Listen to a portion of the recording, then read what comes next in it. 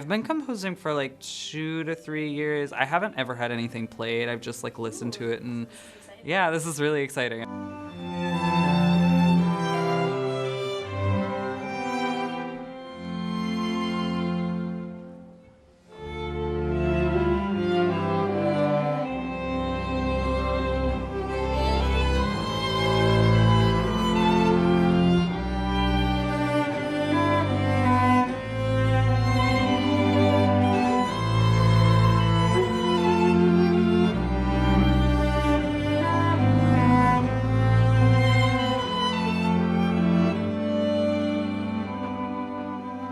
It's advertised a lot at my school. I have a couple of friends who have been in music comp before and have had their pieces played. I have composed before, but nothing really big like this. It's like a magical experience when the musicians sort of breathe life into a piece that I only heard being played through a computer. It sounds a lot more powerful.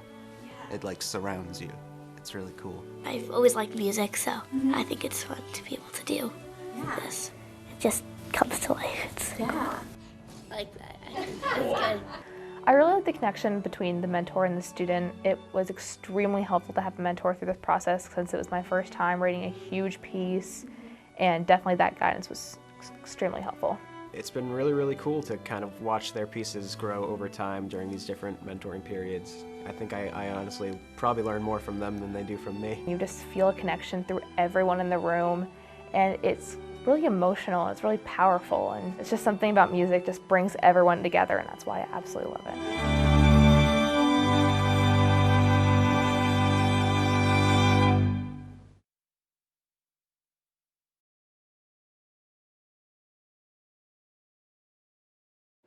Good evening. Thank you all for coming tonight. It's such an exciting day, and I love sharing it with a big audience. So thank you for supporting your students and for supporting Music Comp. I'm delighted to tell you about our sponsors for the program. We have 3 grants, and I appreciate all the help in Music Comp that I had in writing these grants. We have foundation funding from the Vermont Community Foundation. We also have funds from the ASCAP Foundation. They support the mentoring. And we have funds from New Music USA. Thanks to all of those folks for supporting our program, and also for businesses. Tonight's sponsors of the program this evening, one of our sponsors is Vermont Community Bank. They're headquartered in Derby and available around the state. Also, Wick and Maddox, attorneys at law. We thank them for their continuing support. And we're especially grateful to the support from MusicFirst for their support. And their managing director, Jim Frankel, is here today. Jim, would you stand where you are so we can thank you?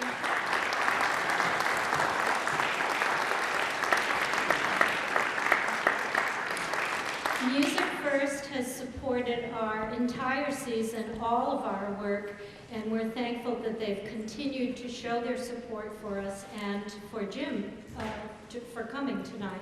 If you get a chance during intermission, you might stop and talk with Jim, especially if you're a student who uses one of the programs within MusicFirst. It would be great for him to hear from you.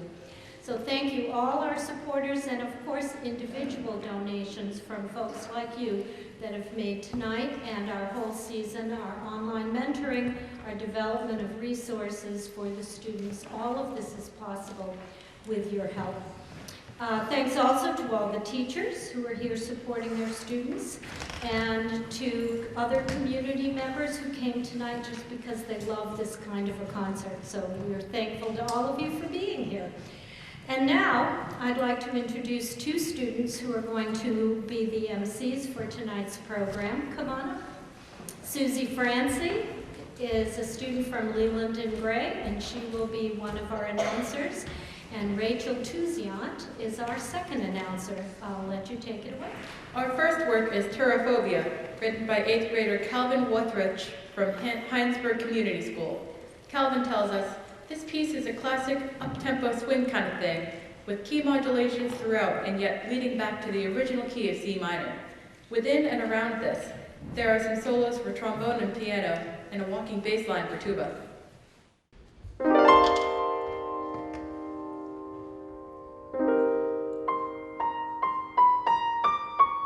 What kind of cymbal sound do you have in mind there, my friend? Do you want the hi-hat? Do you want the ride? I think I had ride. Well, on the at the very start of A, first measure of A, I had hi-hat, right? Okay. And then coming in on at 11, I had ride coming through there, right? With the cymbal, with the crash on the downbeat of 11. Right. So crucial thing on the drum kit part is the feel at the top of the tune.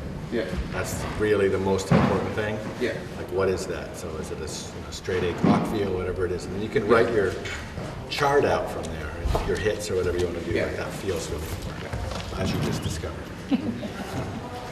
A, and that tempo's okay? If you want to go faster? I think that's fine. We'll see how it sounds swung. Sure. 2, 1, 2, 3, and.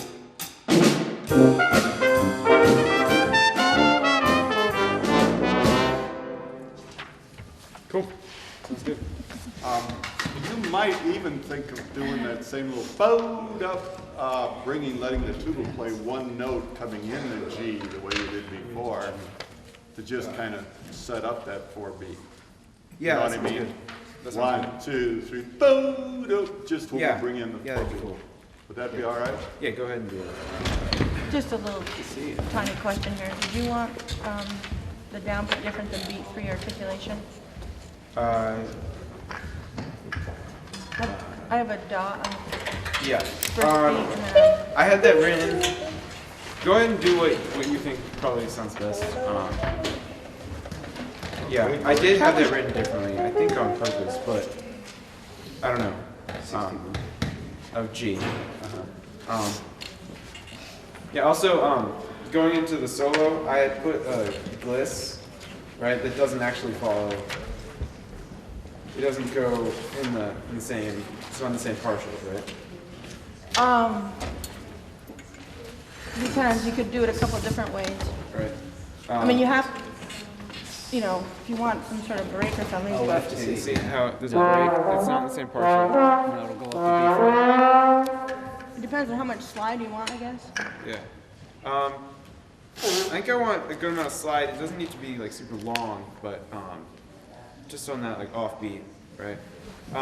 You could do as well instead of the F to the C, you could just do an A flat to the C, which would stick in the chord. I don't know. Right. Which would be 7. Right. Well, then it's that just would be a nice if I could reach seventh Yeah, position. but seventh- I can't. seventh I three. can't reach seventh position. Oh, okay.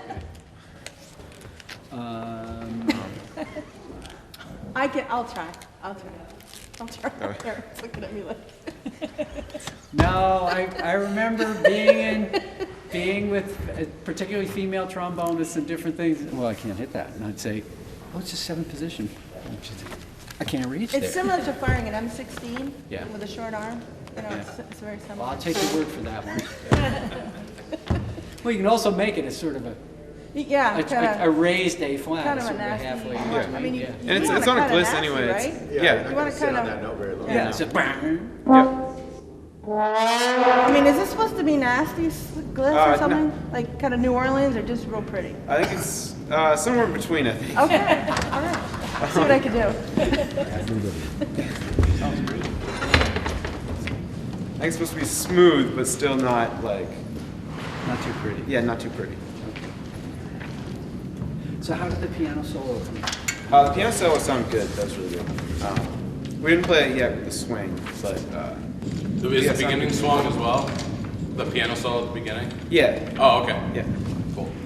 Did you want it? I mean, I know we didn't play it perfect that time, but did you want it eventually to go a little faster when we played it, or was that good? Maybe just a touch.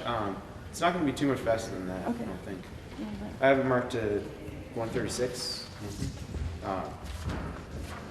Yeah, I don't have a perfect metronome in my head, but We're about there. yeah. On the trombone solo there, I have the 16th triplet, right? At 41? 41. Yeah. Yeah. So that's kind of like just a flip, right? It's up there. You don't really need to articulate. Pulling everything exactly. Huh? I'm sorry? Go ahead. Yeah, on at 41 during the trombone solo, right? You have the 16th triplet, right? Yeah. That's just gonna be like a flip. Right? Yeah, I wasn't sure because I mean, naturally I'd probably go like, but I was trying to play kind of exactly what you wrote because I didn't know if you wanted that. It can just be a flip. That's flip? yeah. Okay. Like That's I kind of what did. I'm looking for. Okay. Um, Like I just did? Kind of like you just heard. Yeah, yeah. Julia did like that. Yeah. It doesn't need to be each note like exactly right on. Right.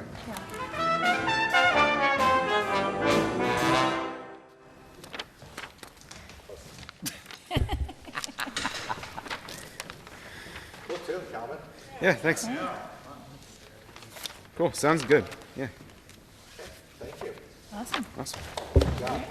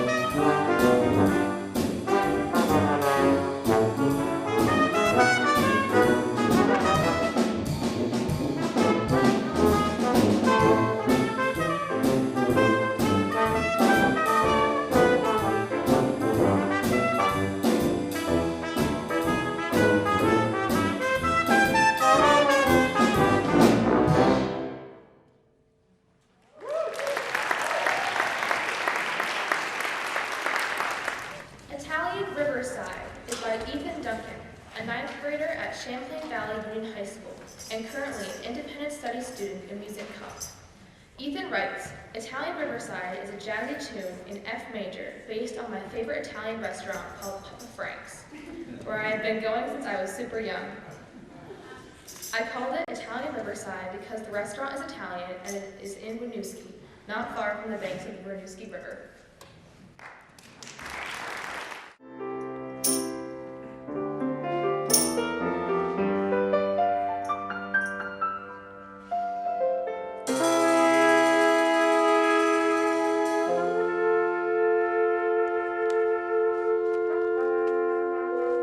Want the fifth in that quarter at all? You've got doubling the third.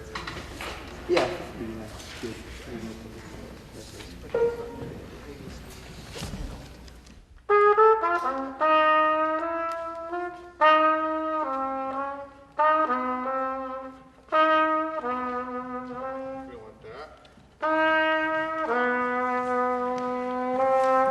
we do that at the ending? Pleasure. Great. Last bar.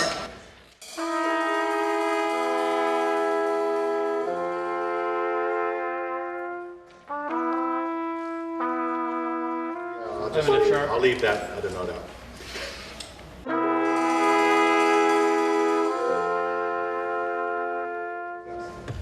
Not trying to change your music. No, it sounds good. Is that okay? I like it. It just fills out the chord a little bit. That way we're not doubling, especially on the third. That's a note that's its unique thing. In a small group, really, you just need one Unless third. he and I play super out of tune together, so. Which happens. Yeah. Then you gotta lower it, and then So someone goes higher. I'm playing a concert B to a concert C, which fills that chord out nicely. Leaves you above that, which is kind of a cool little sound. What's your dynamic in 24s? I played about forte, Mark's piano.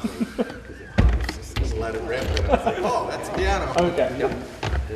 So piano. So Ethan, how do you envision the tambourine being played? I thought it was fine. I mean, So when you imagine where me playing it in your head, physically, what am I doing? Am I hitting it with a drumstick? Am I holding it in a hand? Could he put it on the Yeah. hi-hat? Yeah, let's see. Because that's how that's. I mean, you don't play the hi-hat during the song. Okay, so you want it, okay. Yeah, that's No. Okay. And then the other question is, do you want me to take any liberties here and fill it out a little bit for you? Yeah. Okay. That's one of those drum setty type things where, sometimes you read the ink exactly, and then sometimes you give it a little bit of extra stuff. Okay. My musical sense leads me to think that this tune should go a little faster than we just played. I was thinking. Is that okay? Yeah. I don't know if we were around 80 or not, but it just feels like It was pulling back. yeah, just moving it forward a little bit. And keep it grooving a bit more, like a little bit more groove. That's kind of why I was thinking that if Andy did a little bit more, that would kind of help that too. Sort of propel us along. Should we do it again? Yeah. I had a quick question. Oh, yeah, sorry. The downbeat of the last bar is March Forte. Do you want me to crescendo it all before that into the Forte, or is that like a sudden? Yeah. The crescendo. Okay. Just the bar before? Yeah. Waiting on the drummer. Getting his tambourine in the set. Toys out. More tambourine. Where's the cowbell? It's in there. I didn't think we were going that hardcore, man. I'm just keeping things light. So Ethan, I had a question. I took a little liberty with a note at D. Yep. You just said that. Kept the G up there. Yeah. It's fine. So I did it the other way twice, and then when we did that time, it just, I don't know. What did you think? I liked it. You like it up? Yeah. Yeah, it's better voice leading. Yeah. You like where the voice wants to go, and sort of. Okay. Good ear. Good for you for catching that, right? Also, on the drums, I thought I liked the rim at the beginning, and then use the samples in. Thought that was good. Right. You don't want to compliment drummers very often. Just be really careful how you do that. Just remember he threw a sticker. Tell you. Yeah, and it wasn't in the score. Use it sparingly. They do not encourage. Do not All use right, it. we're good here. You're gonna scare the poor man away from writing for drums, doesn't it?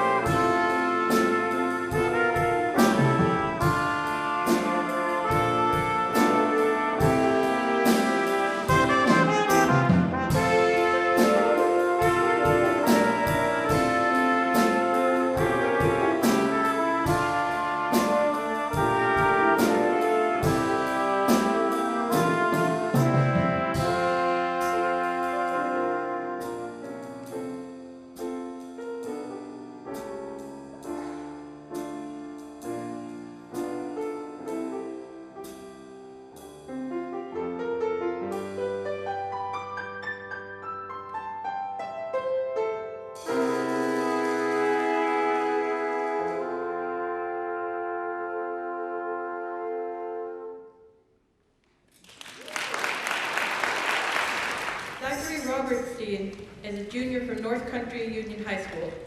He tells us, Journey to the Capitol is about traveling across a barren wasteland when you see a light in the distance, the Capitol. Your hopes rise as you start to trudge on, fighting against the elements in your own mentality to reach your goal. However, it's a losing battle, and in the end, the distant light fades away, being just a thing of your imagination. I went home after learning about this program this year and all the instruments I could use. And I just went home and spent 2 hours just throwing in different melodies and stuff and figuring out what I wanted. And I put one in and it sounded good, and I was listening back to it. I'm like, this kind of sounds like a journey, like some kind of epic quest.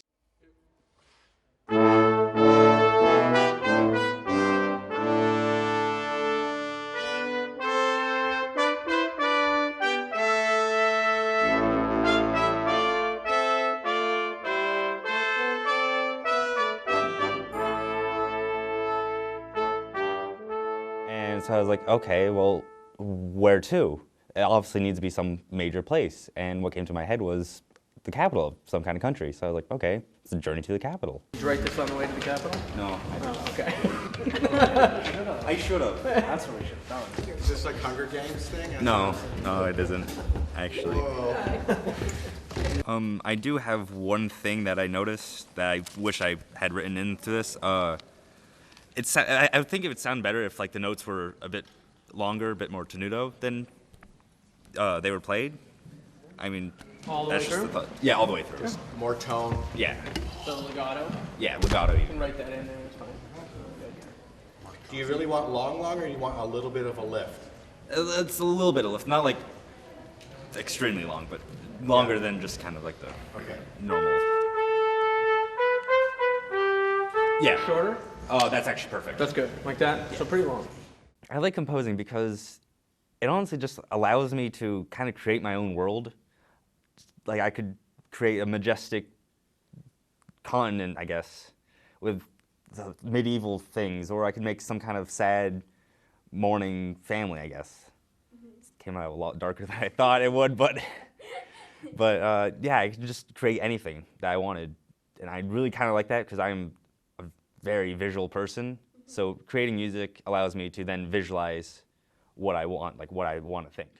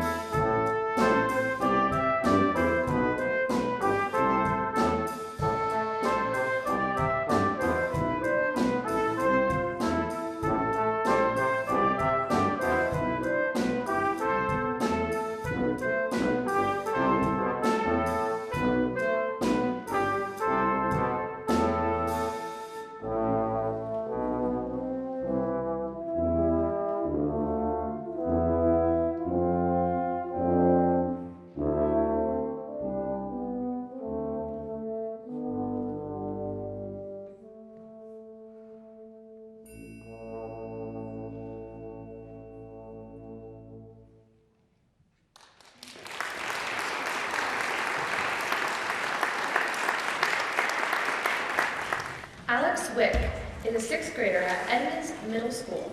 Writes, "Dance in the Wild is fast and vigorous with a salsa drum beat. I chose the name Dance of the Wild because to me it sounds like a song about exotic wild creatures. The trumpet and occasionally the xylophone play the main melody as the piano plays in the background, and the drums set the beat."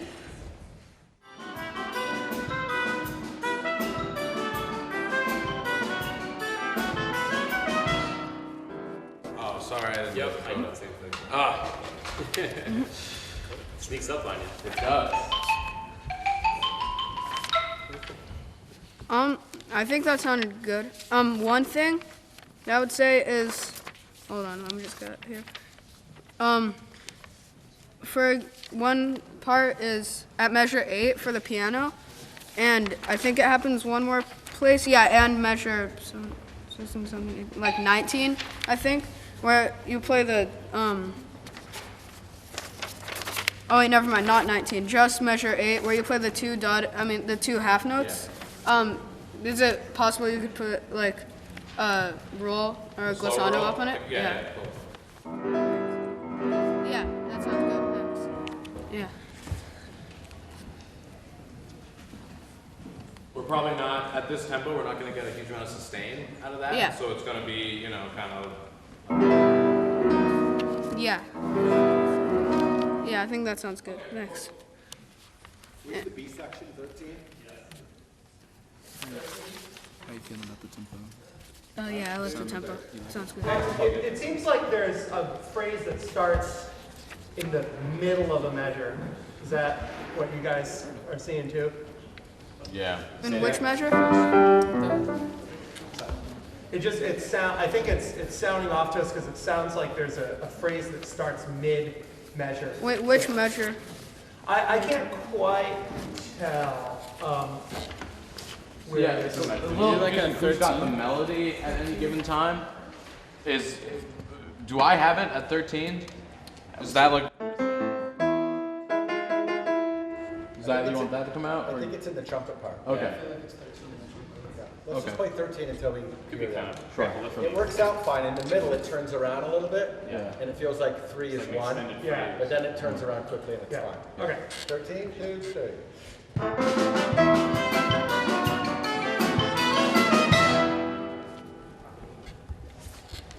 Well, what do you guys think? Like, do you think it's like the section is starting in the middle of a measure? Oh, That's making more sense to me. Now that we heard it Yeah. a couple times. Yeah. Yeah, I think we just need a few times to. Yeah. I mean, starting in the middle of the measure is not a bad thing, if that's what you intend. You know what I mean? Which. Yeah, I don't think it's well, how it sounds is what I intended. I didn't. Yeah. I mean, I wasn't thinking like, oh, start it in the middle of the measure. No, of course. Yeah. No, I think it works. All right, great. Hey, Alex, I have a question for measure 8. Measure- The xylophone part. Yeah. What do you like better? Or with the roll? Oh yeah, I like the second one. That sounds good. Okay, and so would you like me to do that at measure 10, 11, 13 as well? Or measure 12? 12. It's kind of the same idea there. Yeah. Yes, please. Okay, great. At measure 22, does the whole group have piano? I have piano. I have forte. Oh, okay. Yeah, because the xylophone for that part has the main part, and everyone else. Because the xylophone's kind of quieter than the trumpet, for example. Then the other instruments get quieter. Okay. Alex, here's another question for xylophone. Do you like this mallet better? Or? I think the blue one, the first one. Yeah, I agree. Yeah. Just want to make sure. Do we have time to run it? Yeah. Yeah, let's do that. Yeah, sure. Thanks. Yeah. Thanks.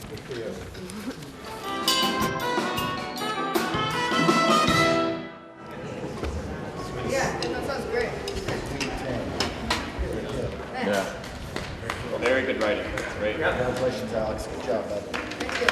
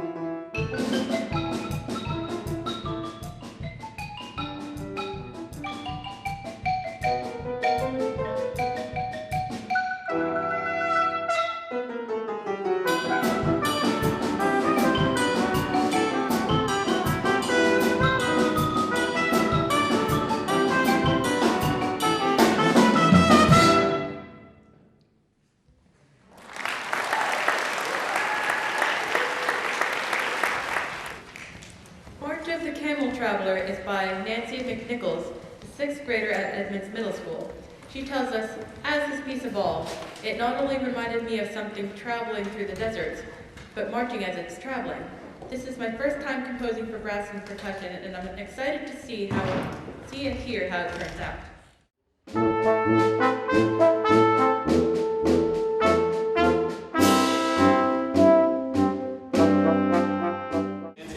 For the cymbal part, would you like suspended cymbal or crash cymbal? Drums and percussion. Would you like to hear the difference? Sure. Okay. Yeah, but you start this. I'm thinking crash cymbal because your title is March of the Camel Traveler, but here's crash cymbal. Versus something like this with a stick and a half, sorry. What do you think? More like the, wait, what did you call that? Yeah. Crash cymbal? Okay. Very cool. All your crashes too, Evan, no need to damp them so quickly. Yeah? Yeah, let them bring more. Okay. Could, you maybe, play them just a little, the whole piece a little faster? Absolutely. Sure. You want to try it from the top maybe to get a good feel for the tempo? Sure. Oh, yeah, well, is there anything else that you didn't like? Longer notes? I see a lot of staccato and legato notes, which is great detail for us because we can change that a lot. At 42, I don't have any sort of staccato legato markings. You want those long? Da, da, da, da, da, da, da. Wait, where do I have 42? Oh, yeah.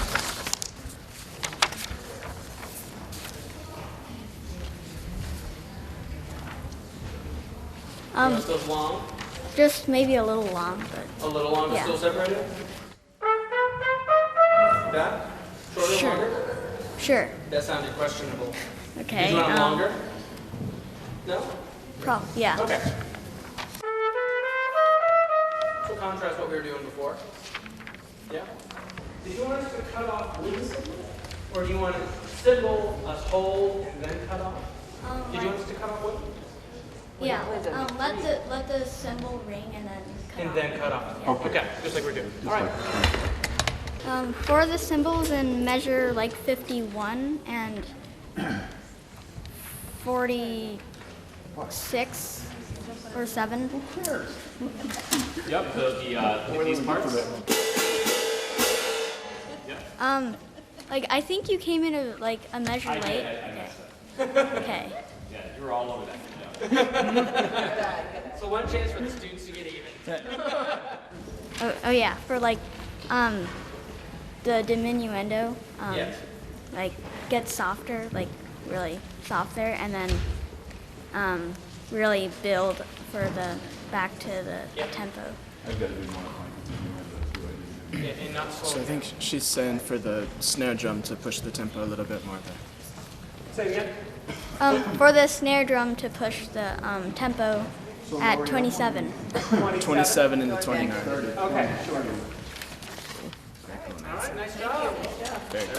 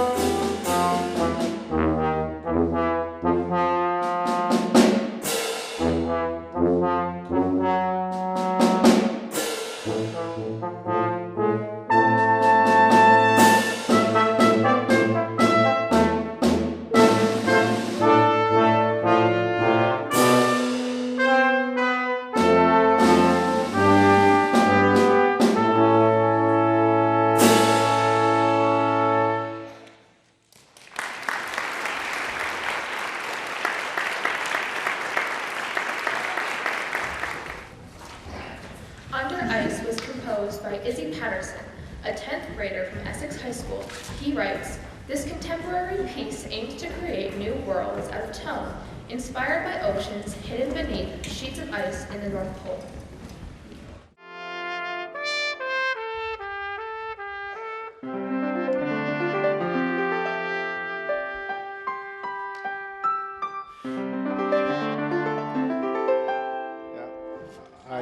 I think you jumped a little in that 3/4 bar on 24, maybe, or I could be wrong. 23? Yeah, no, 24. Coming out of that 3/8. Go ahead, Izzy. Also at B, when you're doing that, that holds through the 3/4, so you're not picking up at all. Right. Because you're giving the wash of sound that the trumpet is playing the melody on top of. I sort of envision, like, when I'm hearing the piece, like someone sort of, like, just a silhouette under the ice, like, and all the different shades of blue that you would see as you would go farther and farther down. That's kind of how I start with a lot of things, is I'll look at a picture of something and I'll just, like, think of music, if that makes sense to you. That totally makes sense. It was originally a piano piece, but I knew I would want to use some of the other instruments. There were parts in the piano where it was just, like, barren. There was, like, nothing there because, I don't know, it was, like, stiller moments. And he was like, well, you might want to put an instrument there to, like, fill in the space. And I was like, yes! A fermato can go over the, and that's going to also stay with the pedal. So the pedal continues. And the goal is for the trumpet to die away with the sound of the pedal. And then it starts up again at F. Chris, you have a downbeat at F? Or I'll watch it. Yeah, and I'm supposed to put a mute in there. It just feels like, first of all, it feels far away. But secondly, it's going to take, there's like a moment there where that's got to happen. And I just, if that's okay dramatically for you. If you die away a little faster than the piano does, And then give me a little bit more time. So I don't have to hold that out. No, to you the just end. have to decay away, and then you can continue. So you're going to make sure that piano just rings for a while. I'm really looking forward to having my piece played and not sound like awful off of the note flight. Oh, it's so bad. But real instruments are going to be a really big treat, I think.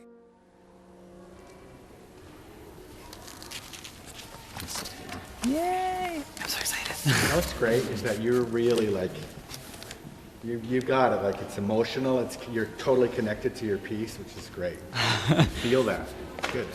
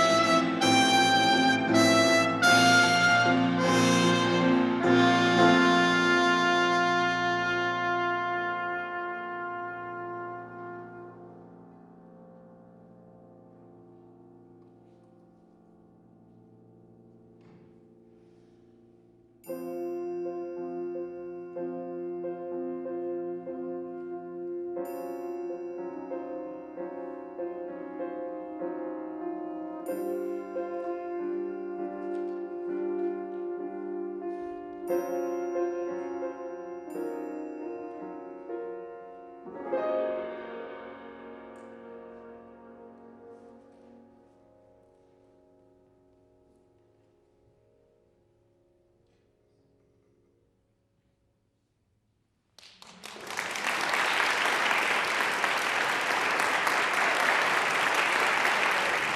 Pod's first Opus piece is called Mood Shift. Simon, a fifth grader at Clover Community School, said, "I feel like this piece is like a man that's happy and then gets sad, and then he gets mad really fast."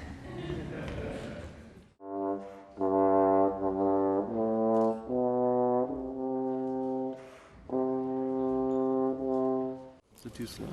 Yeah, the first part is a little too slow. But Okay, you should tell him. Okay. He's got something to mention about the tempo. Like when it goes ba-da-ba-ba, ba-da-ba-ba, ba-da-ba-ba-ba-ba, that part is a little too slow.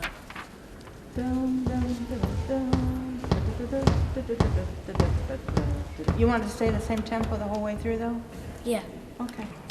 We can play lighter too if you want, Yeah. like mezzo-forte and grass. Well, what do you think? I think they should stay the same, and he should just play loud.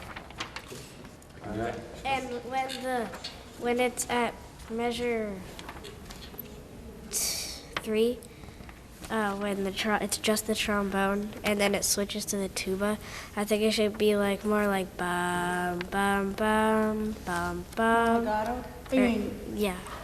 tempo stays the same, though, right? Yeah. Okay. The more legato. A long time ago, I was at my grandpa's house, and me and my Aunt Juliana were making something in the cooking place, the kitchen, and she wanted a theme song for a cooking TV show. All right, you want to hear it again? What's that?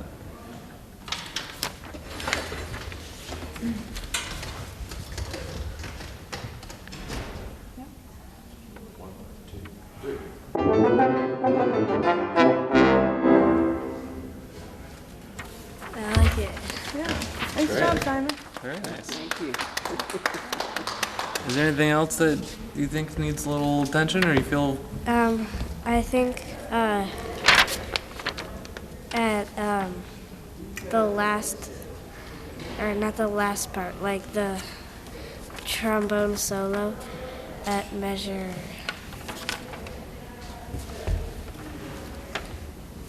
20 there. 20, it should be a little bit louder.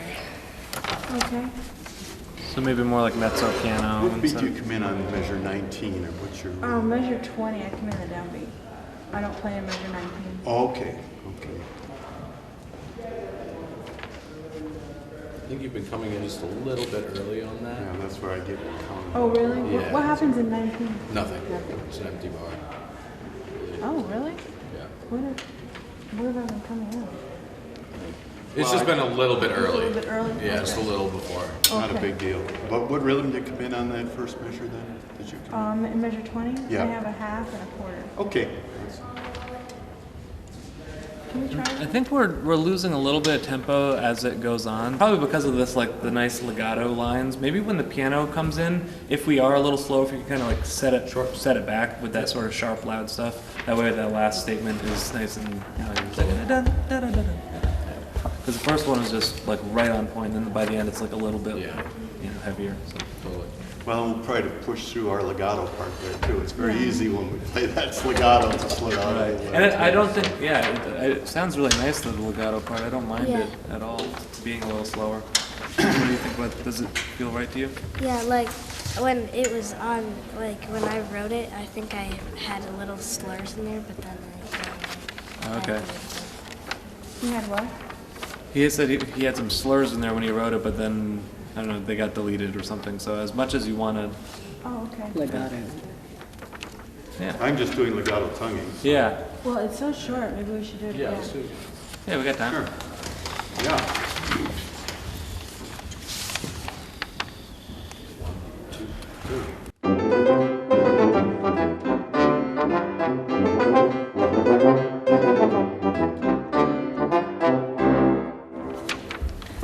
that's good. Good? Yeah, but I have one more thing. I think in He's a the pod. He always has one. in the very first part where it goes ba-da-ba-dum, ba-da-ba-dum, ba-da-dum, I think the piano should play still a lot Okay. more. Great. All right. We're good.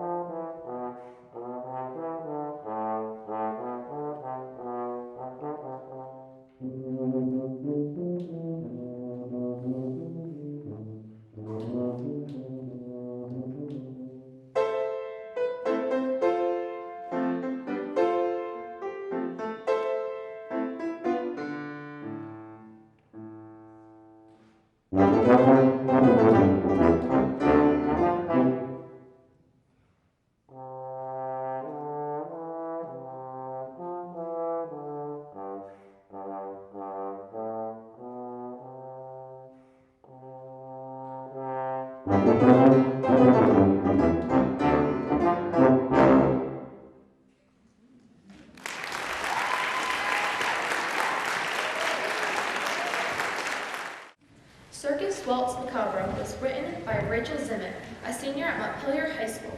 She writes, "This explores more melodic passages rather than harmony. The piece is a fast-moving circus waltz, jolly but in a minor and macabre fashion, with a major interlude. Most of my inspiration comes from Shostakovich. I don't know why you're listening to me and not him. Joking aside, have fun at my circus."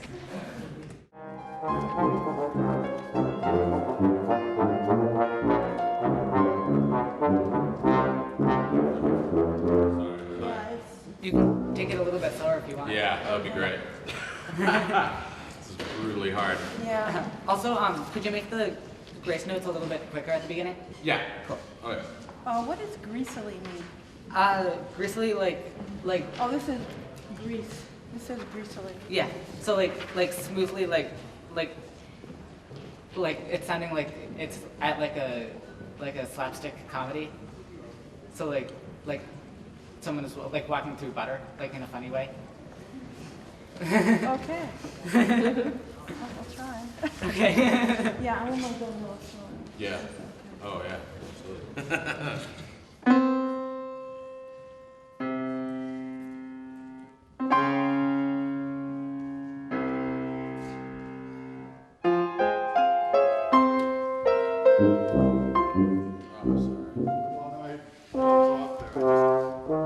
Something happened in there at the Heavily and I got off. Confusing contact. Can we take a Sorry. letter B? Yeah. I'm just curious, Rachel, what kind of balance are you looking for? Because we're moving three independently of each other. Mhm. So what kind of effect are you? I was looking for like different like moments of solo in like each of the instruments when like it's like because of like its independence. Independence is fine, it's trying to keep everybody together. Yeah, if it's We're getting so independent that we're playing three different pieces. You know, sorry, yeah? Eric did offer to conduct this for us. I was just thinking a conductor Because, do you want me to? I can try to do that. Yeah. Okay. Well, it might be better for Eric to do it because that way you can just Yeah. play Yeah. composer. Yeah. Okay. Where do you want to start from? Top? Start from the top. Yeah.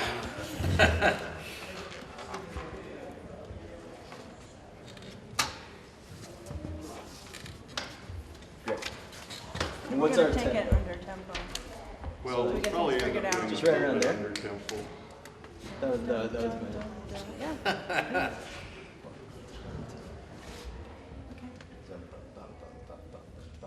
That work? Okay. Or you want to do it a little slower? for Let's right do it now? slower than that. Yeah. No. Just like that. Yeah. Cool. Yep. Okay.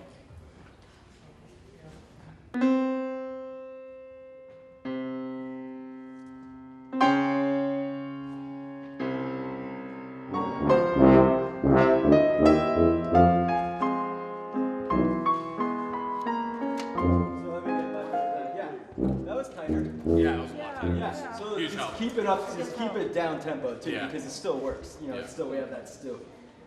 I remember listening to this when we were looking at them. They had that macabre, creepy carnival feel. So Yeah. that's great.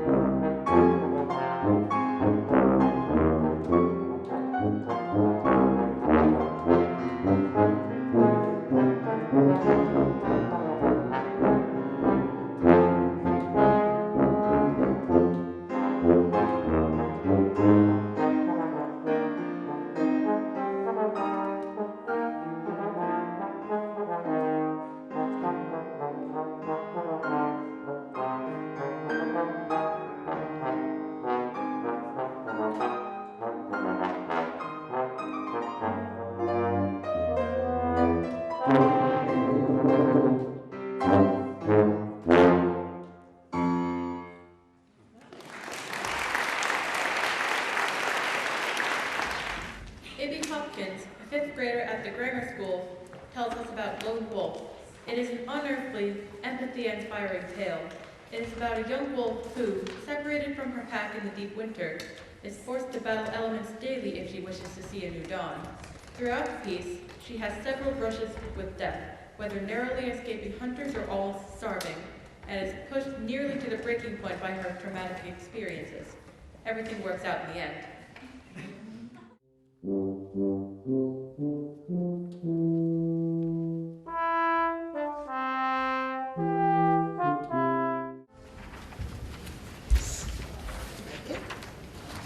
Yeah, one thing though for the thingy. The beginning? Yeah.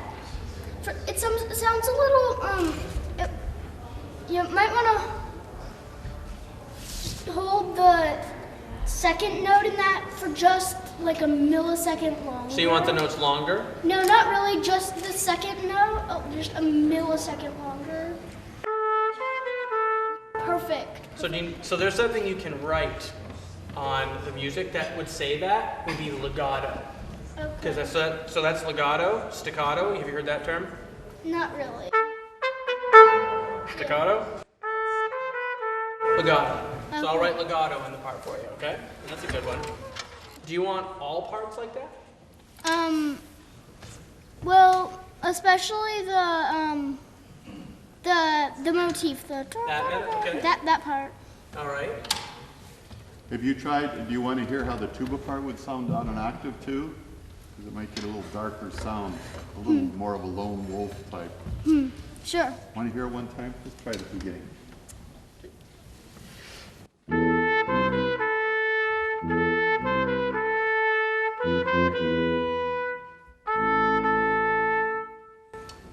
Yeah, I like it that way.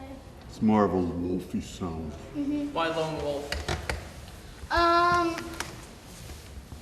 I don't know. It just sounds kind of wolfish and lonely. I understand. I wrote Lonely. I wrote a whole backstory to Oh, it. did you? Yeah. Oh, you'll hear it. Oh. They'll read it, and it's a really detailed backstory. So Ibby in measure 17, do you want the trombone line legato too? Measure 17. That's her song.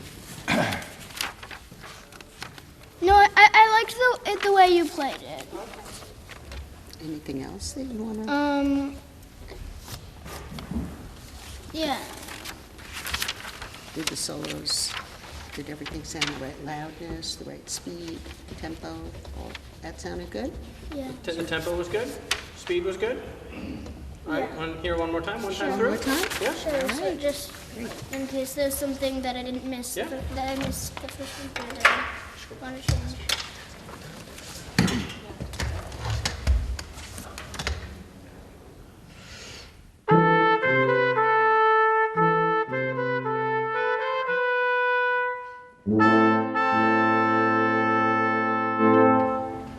Wow. Okay, just two things. For the first 1, 2, 3, 4, 5, 6, first 6 measures, I think you came into the next measure a little quickly, and you might want to wait just a tiny bit more. Like hold this note? No, not exactly hold the note, but have a slightly longer pause, only very slightly. A pause? And It might be the echo. Oh, okay. Do you think it may be that the sound is echoing in? It could be. Yeah. It just seemed like you weren't pausing very much. And then also, you might want to, another thing with pauses, you might want to pause a little bit more before the last 2 notes of the song. Bum, bum. Yeah, I was thinking maybe the last. That's what I kind of do. Do we want to do it a little rallentando on the last measure? Just Wanna like a... slow down a hair on this? Bum, bum, like a bigger ending? That's what he's talking about, a rallentando. Yeah, we might want to make that a little slower, and also like a slightly longer pause between that, because it's sort of like a very surprising note. Like, Alright, so I'll watch you for fermata that, over the Jason. rest, and then Yeah. I'll okay. And I'll slow down. Fermata on the last note? Yeah. Okay. Just want to hear the ending? Yeah. Sure. Last 5? I guess that doesn't need to be, but. Last 5? Last 5 it is? Okay. 1, 2.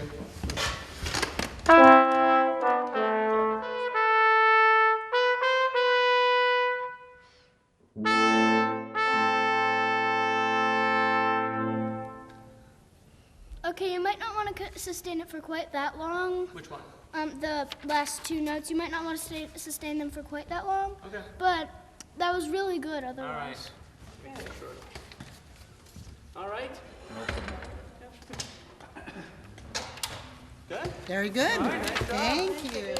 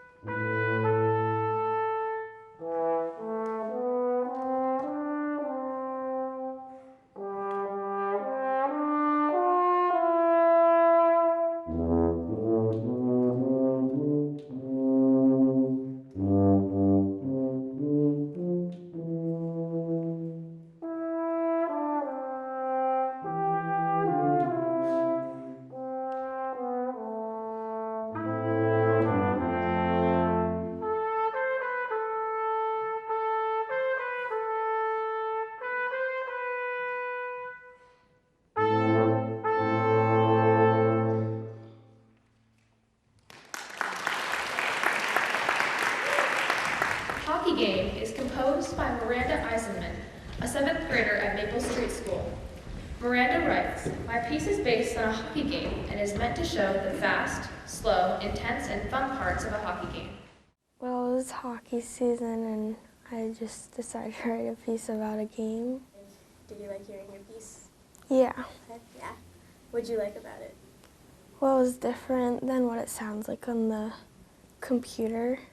Well, it's just fun, like putting the notes in on Note Flight and then seeing what it sounds like.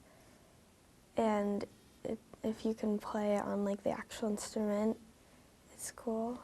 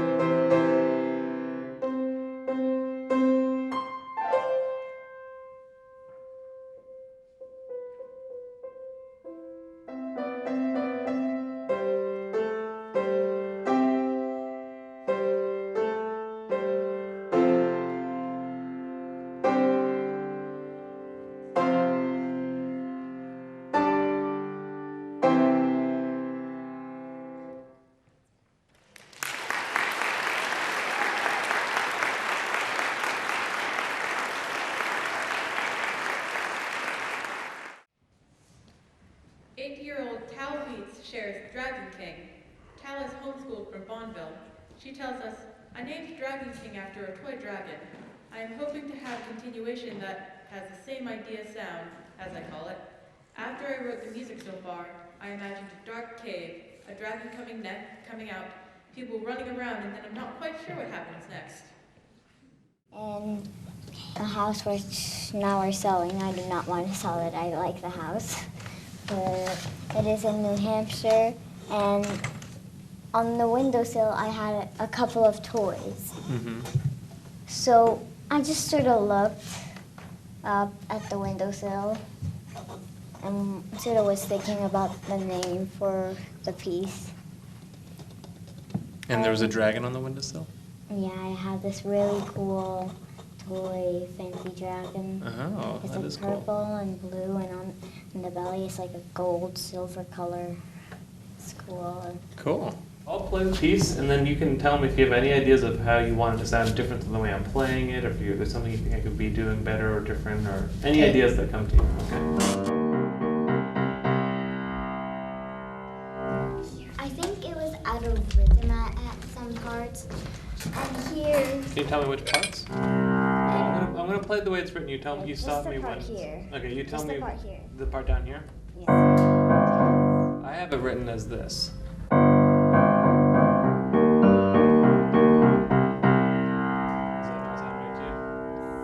Well, you seem to keep playing it a bit out of rhythm. I'm not playing it out of rhythm. I'm playing it the way it's written. So you can, if you want it to be different, you can tell me how you want it to be different. All right. So now, well, stay right there. Now, what I'm gonna have you do is, I'm gonna make you play it, and then it's gonna be. Have you ever played the game Red Light, Green Light? Or somebody says green light and then you go, and someone says red light, then you stop. We're gonna do a little bit of red light, green light with this piece. So you're gonna have to play some of it, and then I'm gonna stop you so I can make a couple of notes on here to copy down what you're doing, and then you'll have to keep going from where you left off, okay? Okay. So start at the beginning, and then I'm gonna stop you at one point. Okay. It was a test.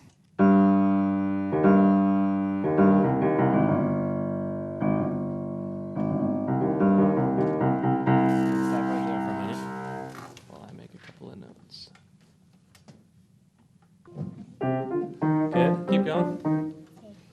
From where? You do this, start at the same spot and just keep going this time. So bum bum bum bum bum.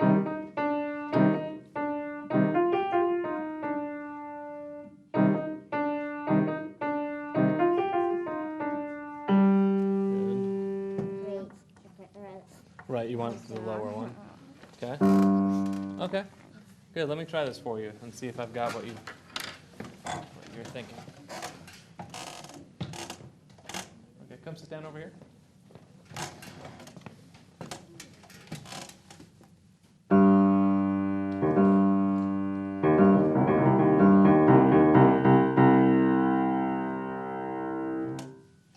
Here, in between these two, I think it should be in between the C and then going to here. I think it should be a bit more flowing. So I'm going to start on that last part and you tell me where.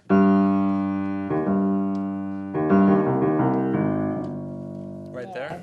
Yeah. So what do you mean by more flowing? I mean, you seem to be separating them a bit.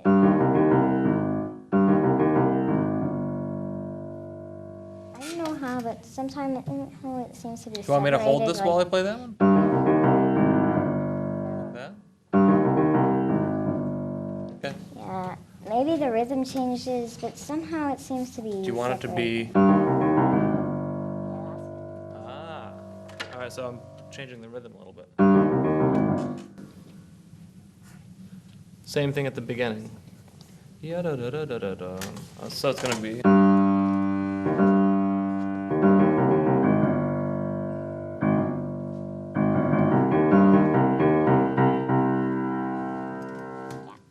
right, we got to move on, but I think it's going to be as close as we're going to get for now. Thank you.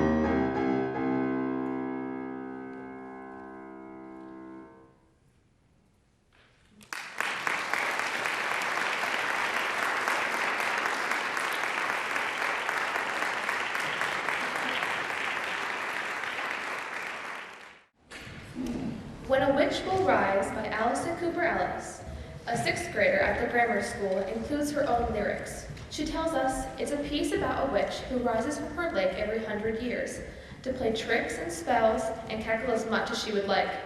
She dances and sings with pleasure, happy to be free from the lake. The song ends on an A major chord because when the sun starts to rise, she knows that it is time to go back to the lake. Then the village starts to settle down. Once a moon, the witch she rises. We're also, we tend to be taking a breath after a moon. Once a moon, the witch she rises. Is that okay? To have a breath there?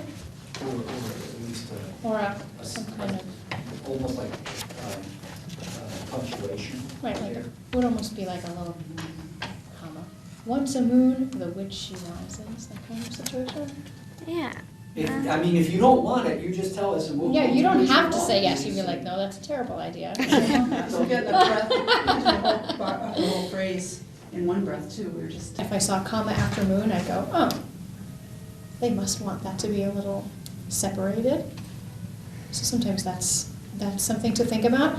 It's funny when you're writing lyrics, sometimes you don't think about the punctuation because it's all just like, oh, they're just singing the words, they're not singing commas. But that's a good indicator to the singer of what you intend. Sometimes the punctuation, which seems like a really weird thing, but it's a little thing. So along those lines, where I have that solo on all the notes A, it seems to me, and you can correct me if this is not what you want, is that what I'm singing is, here is the witch with spells for each trick. She bathes in the light of stars of the night. That is, that there's a little break after trick to set up the two phrases, rather than, here is the witch with spells for each trick. She bathes in the light. That is, the trick, and that emphasizes the k sound. Mm-hmm. Is that okay if I do that? Yeah, I like that. I think we should keep it that way. And you could have had all three of us just Right. going like that, singing together. It sort of builds up better then. Yeah, and while I'm saying those words, you're saying the witch is here now, which I think Yeah. is great. So Yeah. I think you did a really nice job of differentiating the parts, even though a lot of the time we're all singing at the same time. We're not all singing the same words at the same time, which is cool. But it's not so complicated that people won't get what we're saying. Do you think in the music she makes it clear that your part where you're doing it is coming out more than those background parts? Well, because I think it would be, okay. I mean, I'll do my best to project it. And the same thing when you do it, because that's a very cool part of the song. And I think that's what a lot of any musician would do is like, where's the important line there? Right. And so we get the words too, instrumentalists don't, but it's clear that that's the important part, and we're just back up. Nice. Not just. I couldn't really hear this one note in measure 3, the E sharp, or not. That's not. That. It does say E sharp, doesn't it? Yeah, but it's not. It's not in the yeah, key signature. So. Yeah. So say that again? Oh no, it's a G sharp So because you you're in want to bass hear clef. my G sharp more, is that it? Yeah, I'll just try and bring that out. Because I think that's an important note, I think. You would know. And I think I found the part, the other part that I was thinking of before in measures 16 and 17. Just that I think you sang it fine the second time, but the first time I couldn't really hear those two parts. So. The basic, the tenor Yeah. again. Mm-hmm. Maybe they just pulled back a little bit to bring out the melody, but yeah. It was better that time though? Right, because she gave you all forte, so maybe do you want him to be forte and they could be mezzo forte? It's, or just, I think it was I'll fine, just sing out a actually. little more. The Just thing sing that you out. need to recognize is that a lot of this is fairly low, which means it's hard for me to project that. Some of it is kind of a baritone-y part rather than a tenor part, but I'll just bring that out a little more. there. But I actually did it the second time better, right? Is that what you're saying? Okay, I'll just watch that crescendo in bar 15 and I'll sing forte. You happy? Okay. Don't want to wear your voices out. That's true, we gotta sing it all again today. Thank you so much. All Thanks, right. it's great. Allison. Yeah. Thank you. Once a moon, the witch she rises. Here is a witch with spells for each trick. She bathes in the light of stars in the night. Signs of witch robes. Draped in a coat of rags, oh, she is not a hag. How can we run away? She shall come and dance alone. We'll hail the witch once a moon. The witch she rises. Rise the sun, off she'll go. Share the light's pride.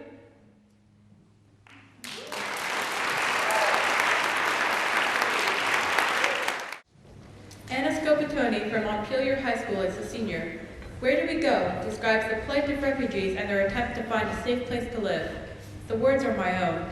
I wanted to write this piece because I think that the fear-mongering done by certain members of society has given refugees a bad name. I wanted to portray them as human beings going through a hard time that they have no control over, and show them as having very human emotions. This piece is about a family escaping from an unknown place of conflict and traveling over the ocean to a safe haven, only to be received by disgusting and sometimes hostile people. Although I have no personal experience with this matter, I believe my words are accurate, and I hope when people hear it, they look upon refugees with compassion instead of fear. Will we ever know?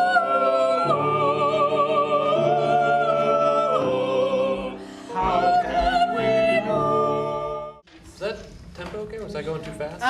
No, I think that the beginning could be a little, the opening section could be a little slower, and then the main section could be like a little bit quicker, but not much. It was a pretty good tempo for the majority of it, but like. Find anything? Oh, here, let me see.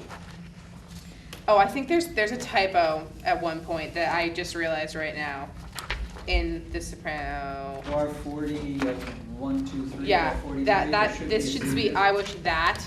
It got deleted by some reason right there. The same as the alto. It just got deleted. Also, bar 43, this is page 6. Do you have the score? I do the score. It's the only place where the soprano does not sing there. Oh, yeah. Oh, I think that should be there. Okay, that's what I thought, Probably but, also just got deleted. okay. I've been wanting to write this for a long time to express how I feel about the situation in the Middle East, especially with just the other day a boat capsized and 100 lives were lost, and I really wanted to write a piece that captured how I feel about this and how I think that we should pay more attention to it. So thank you guys for making a dream of mine come true. Beginning, for the beginning. Yeah, it could be even a bit slower, but definitely no faster than that. Okay. I'm being a little loose with those quarter notes. Yeah, Is that that is okay? totally good. You can be. I would just do that normally. Yeah. But I don't have to answer You to can anybody. Definitely, So. definitely swing it. It's kind of like, I really liked the way that you were singing it, Stephanie. It's kind of almost musical theater-y in a way. Like Wow. it's kind of like dramatic, so it's not. It doesn't have to be just like straight classical, straight. You can definitely move with it. And part of Play that with it. is breathing, because like, You can't go that too the water is cold and I'm trying not to cry. I can Yeah, hear you can people cry. I do need to like make that whatever you want in there. You've got What you were doing your sounded Irish lovely. folk song sound there. Well, I got the freckles. And Eric, you came in one beat early. Which Eric? Measure. Oh my God, there's two. You mean okay. me. There's You two mean of me. them. I mean you. I mean, Oh, okay. the one I know. Measure. The one she 10. was comfortable telling you. Okay. Just you came in A beat one early? beat early. Okay. And I think that was the only like mistake that I noticed. That you heard. Well, that you heard. I didn't have a score. And though I want to stay, I fear This place is no longer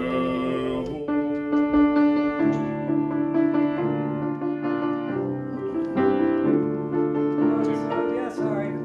I was admiring the piano part. The bar before A.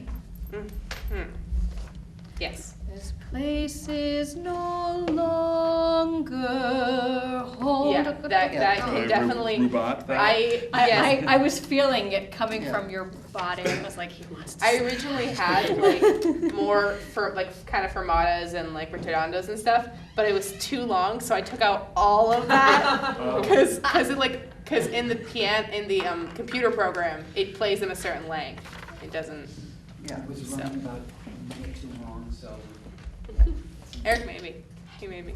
That's like when you increase the font size by 0.5. Yeah. Yeah. Pedal, definitely a pedal, and you can like slow that down or like whatever you want to do with that. It's good. You can select. Yeah, so I'll slow down. And the eighth note at the end, how long? I mean, a long sustain or just a little bit longer? Just, it can be long. I think just like hit it relatively shortly, but then just like keep the pedal on and let it fade out. Yeah, like that. That's good. Okay. Tempo better? Yes, the tempo was perfect. Exactly right. The change and everything, it was really, really, really good. Okay. And Eric, you'll do those conducting things when it's slowing down at the end? Perfect.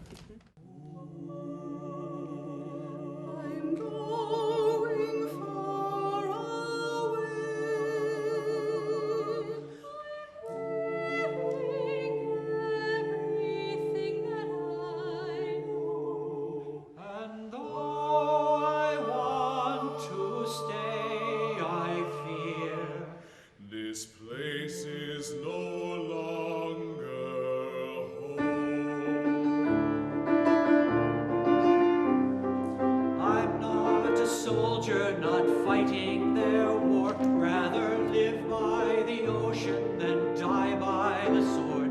My parents are worried, my sisters grown thin, but at least all the flashes of gunfire are dim. Where do we go?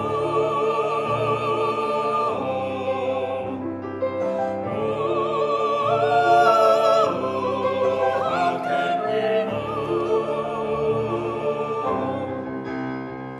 My best friend's still back there. I hope she's alright. You don't get to say bye when you leave in the night. The water is cold and I'm trying not to cry. I can hear people praying and saying goodbye.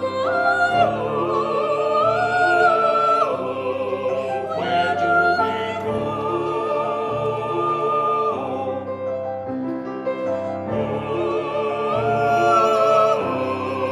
How can we know? I'm just a husband, a father, a son, and though that fear's behind us, a new one's begun. We're traveling to places where they think that we are the very same people we're trying to flee. Oh, they think they know. Oh, how could they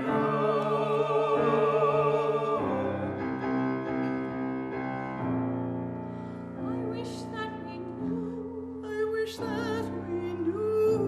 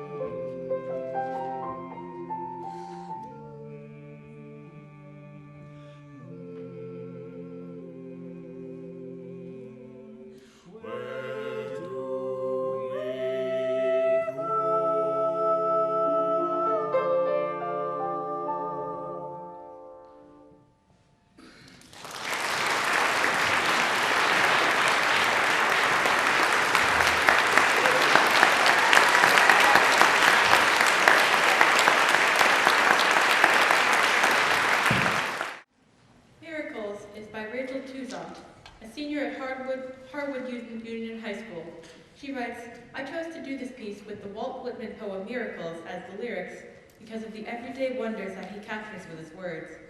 He shows us that miracles don't have to be huge things to wait for, but little things that happen around us each day. I tried to connect the music of this piece with the beauty of his words, the beauty of the world around us, and the little miracles that happen to us all. It's actually a poem by Walt Whitman, and I actually wrote it as my midterm for chorus. And I started writing the piano part first, and then I got the melody of the words and stuff. I know of nothing else but miracles. Do you want a retard there at the end, or just straight through and hold the fermata? Just the last couple of bars? I think just straight through and hold the fermata. Okay. We have to breathe before R, but I don't think you guys do. Oh, I see what you're saying there. Yeah. We don't want to, but we really have to, I think. We should. If we want to make it Oxygen. Where was that place? Oh, yes, okay. I had a rhythm problem, where was it? We need to do that number 28. I know. I don't get caught by surprise? Yes. Yeah. Well, we all got caught by surprise. Yeah. It's part of the problem is that there's so much offbeat stuff going on that it's. The accompaniment of this is really, really lovely, Rachel. Actually, my original piece was not in the right key signature, and so we switched that around and we got all the rhythm situated, and that was really helpful. When I was first writing it, I loved the little part of piano that I had originally started out with, and I rewrote the voice part 3 different times before I actually found something that I had liked. And it's a lot, the rhythms are a little bit tricky. I like to make them the same, but have like a slight difference like every so often to give it a little something. And get the chord out of there. Yes. In general, am I pedaling too much? I'm kind of creating a blend of harmony and trying to pedal sort of intuitively, but is it more than you want, or? I don't know. I mean, if you're not hearing anything you don't like, then great. It's fine. I mean, I'm keeping it pretty smoothed over. I don't know if you want it more. No, that other way sounds a lot better. Okay, great. I love Rachel, measure 47. I don't know, there's just that. Yeah. 45. The harmony changes to the minor there. That back and forth. It's really nice. Janacek Sinfonia. What's that? Where he does these fifths, major minor, oh, yeah, da dee da da da da da da, boom boom boom, and that's what this is like. It just reminds me. It's also, in the text, it's sort of the punchline, you know? So you saved it. Walt Whitman, man, he knew what he was talking about. Yeah, we go B flat G minor. That's Walt Whitman all over. Every hour of light and dark is miracle. So. Should we try running the whole thing? You bet. Yeah.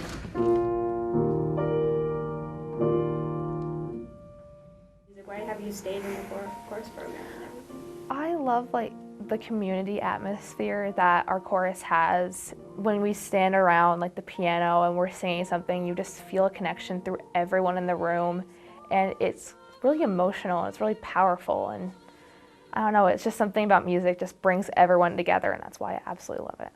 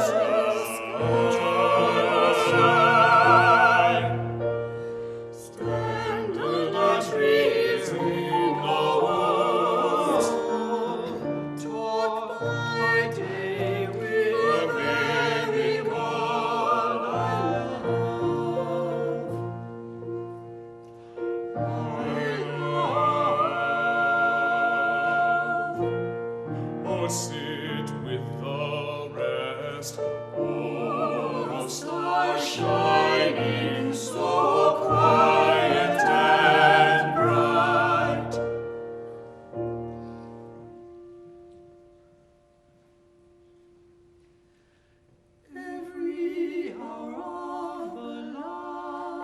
and dark is a miracle.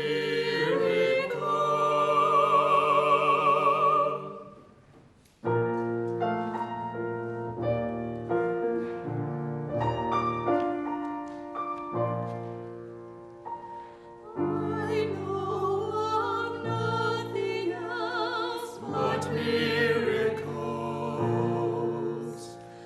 what stranger miracles are there? A miracle.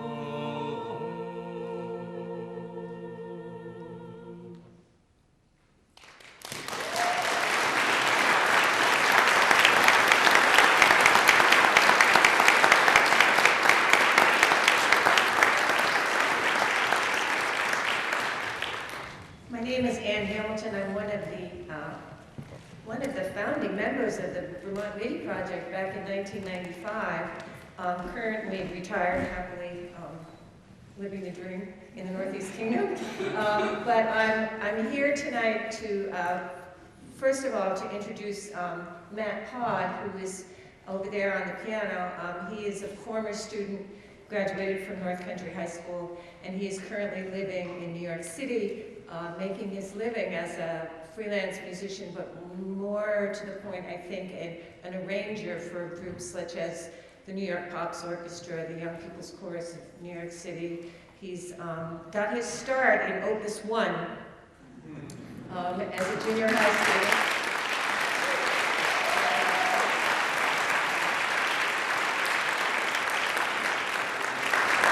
Along with thousands of other students in Vermont, has had this incredible opportunity. Every time we have one of these concerts, I say they're getting better, and I really do think they are. But Matt's going to say a few words with you, and in response to those words, I'm hoping that you will visit me under this arch at intermission. This is a donation box, so I'd be happy to make your acquaintance if you choose to donate some money. But you were in how many Opus concerts? 9 Opus, the first 9 Opus concerts beginning in the year 2000. And now Matt serves as not only a musician with us, but an online mentor. So we're very happy to have him come up here from New York City, and he's just going to share some thoughts with you, and I'll see you over there.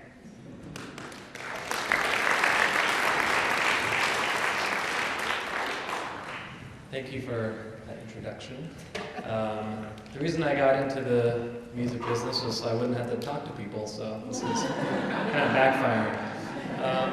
I did get my start composing in Opus 1, and it was an unforgettable experience, as any of these children that are having that for the first time will tell you. It sticks with you the first time you hear something you've created realized. And it really isn't realized until this moment, and not even quite in rehearsal until this moment. And I think back so fondly about the many concerts that I got to partake in here, and the sort of confidence building that happens when you have to tell Bill Keck what to do on the tuba when he's doing something that you didn't imagine, doing something maybe better than you imagined. You're trying to communicate that, and you're talking to the conductor if they're conducting your piece, and you're taking that responsibility for the first time. And that is the kind of experience that is just invaluable and really hard to recreate in any other environment. I can't quite imagine it.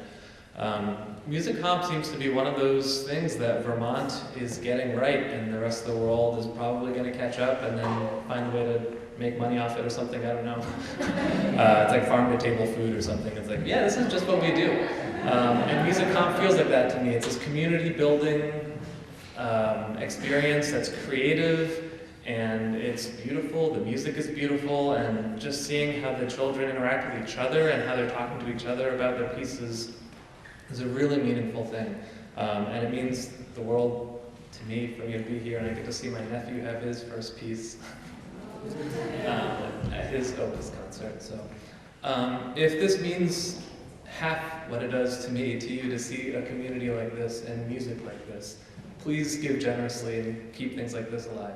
Thank you.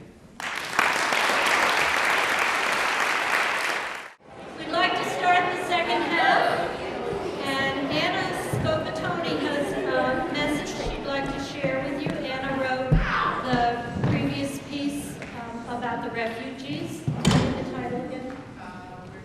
Where Do We Go? Anna has a message for us.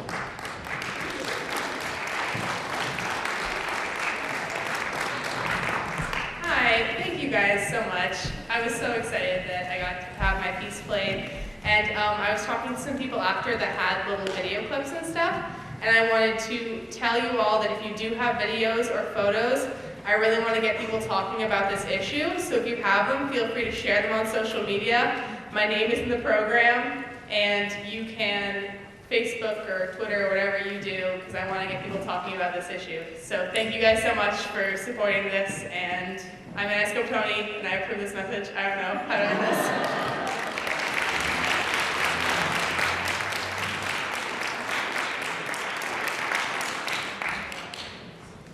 I want to thank the people who have returned via live stream. We are experimenting tonight with live stream and hope that this is something that we might be able to use in the future as well, especially as we move our concert around the state.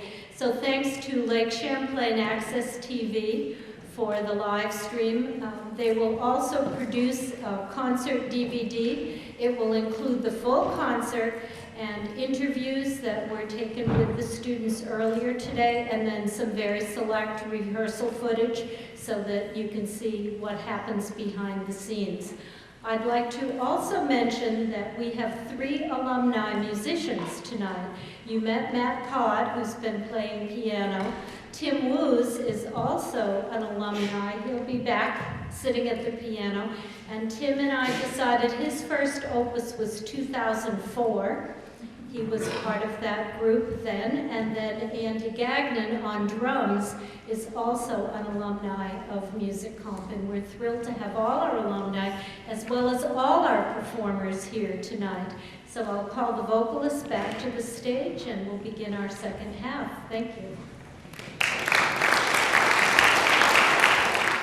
Andrew Kim, a 7th grader at Tuttle Middle School, tells us, this piece is a poem by Robert Frost.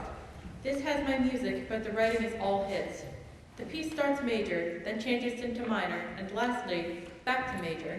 I decided to do this because the words change throughout the poem. I made many changes along the way, and the first version is very different from this final one. Softly rattling down, I am not far from going forth by picking the faded blue. That was really good. What do you have for us, boss? Maybe getting a little bit more quiet in the minor section. And keeping it down. Keeping it down, that's my struggle. Keeping it down. Yeah. We put a little retard at the end.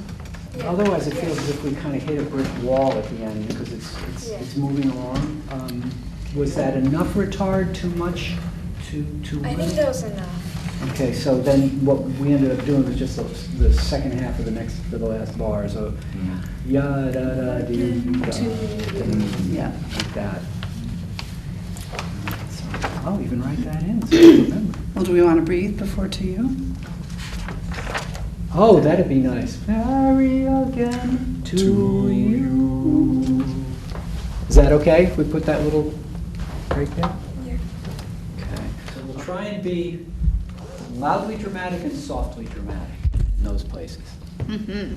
And the words are great, and you've set them really well so that they can be clearly heard. It's really important. I mean, you've got the stresses in good places so that we can then emphasize the consonants and the vowels so that the poetry comes out. So that's really good. That's right, yeah, the rhythm's right. Yeah. It took a little work, but he's got it. It's great. Very, very good. Thank you. That's beautiful. Anything else? No, nothing else. Okay. Great. All right. Well, get to hear it for real tonight. When I go up to the mooring field, the headless aftermath, smooth laid like thatch with heavy dew, half closes the garden path. And when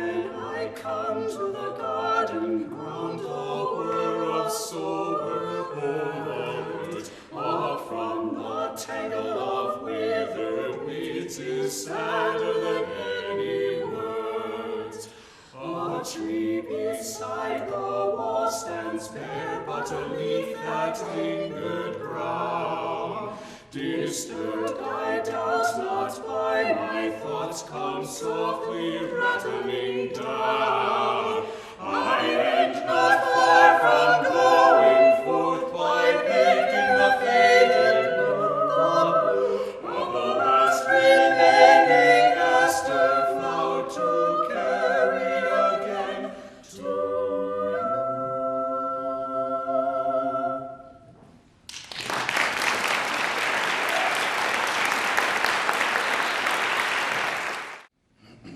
Anna Halliday, a 9th grader from Burlington High School, writes about As Kingfishers Catch Fire.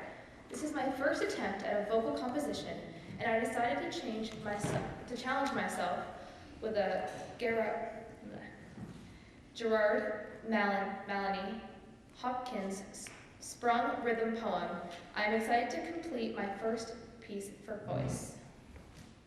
The just man, justices, that all his going graces act in God's eye. I started composing in 4th grade, and I've continued. I've submitted to 6 different Opus concerts. And what's the title of your piece this time? It's based off of a poem, As Kingfishers Catch Fire, by Gerard Manley Hopkins, so that's the title.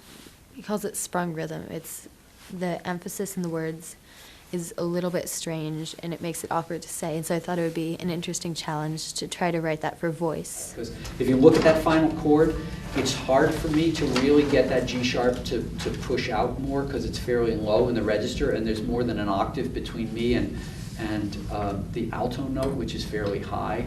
Okay. So it's just one of those things. If we reversed notes, it would be more evenly spaced. That is, if I had the B and she had the G sharp. But that would create another problem because it wouldn't. F sharp to G sharp. Anyway, so just figure it out. I love what you're doing with the tenor line in 10. Just like the stones. It's really nice when everybody's singing without us practicing. It was giving me a terrible time to make sure I was doing it right, but when everybody's singing, it works great. From the top? I've always had Eric as my mentor. Each time he would give me some general feedback about like what still needed more work, but then also some specific feedback about mistakes I had made or like note changes to make a chord more effective. And it was very helpful so that I could fix what I had already worked on, but also build on what I already had for the next submission. It was my first time writing for voice, so I wasn't really sure what to expect, and I just sort of made it up as I went along. I made some changes here and there, and I just ended up with the result, which I'm happy with. Do you have like a favorite part of your piece? Not really. All of it is different, I think, than the previous section.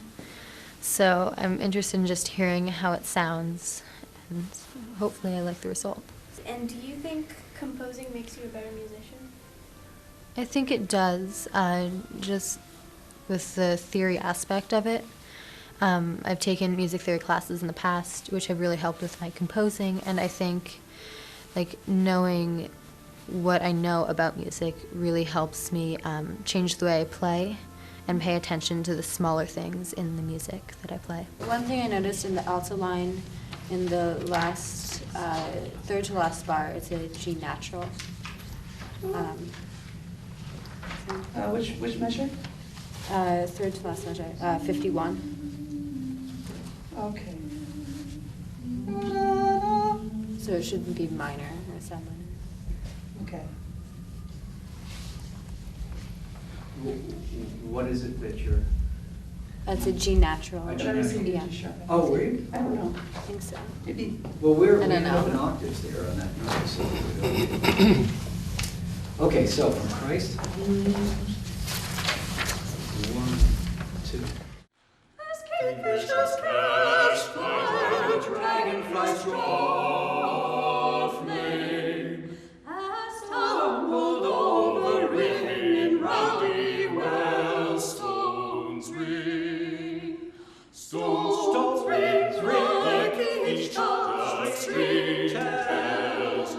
bells, both finds tongue, to fling abroad its name. Each mortal thing does one thing and the same. Each mortal thing does one thing and the same. Deals out that being indoors each one dwells. Dwells. Selves, Goes itself, mother self, it speaks and spells. crying, What I do is me, for that I came. I say more, the just man, justice says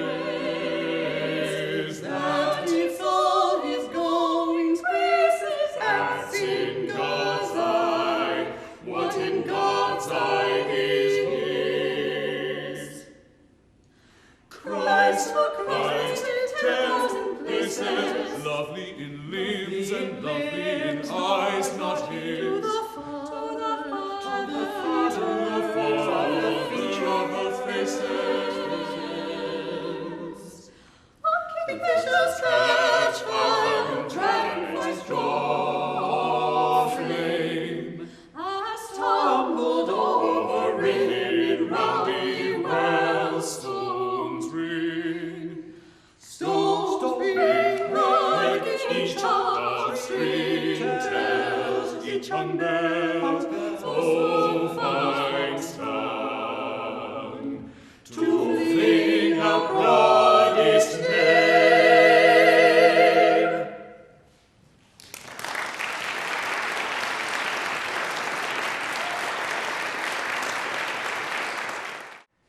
Eliza Allen participates in music comp from George Mason High School in Falls Church, Virginia. We're delighted Eliza came to Vermont for this concert. She tells us, this piece included lyrics from the beautiful poem, Be Music Night, by Kenneth Patchen. I was inspired by the many hymnal numbers my family and I have performed and participated in, and my love for choral music. I was especially excited to record with my family a piece I composed myself. This started as a simple lullaby, but grew to be a strong but elegant number, with voices that have their own character that come together well to perform beautiful harmonies.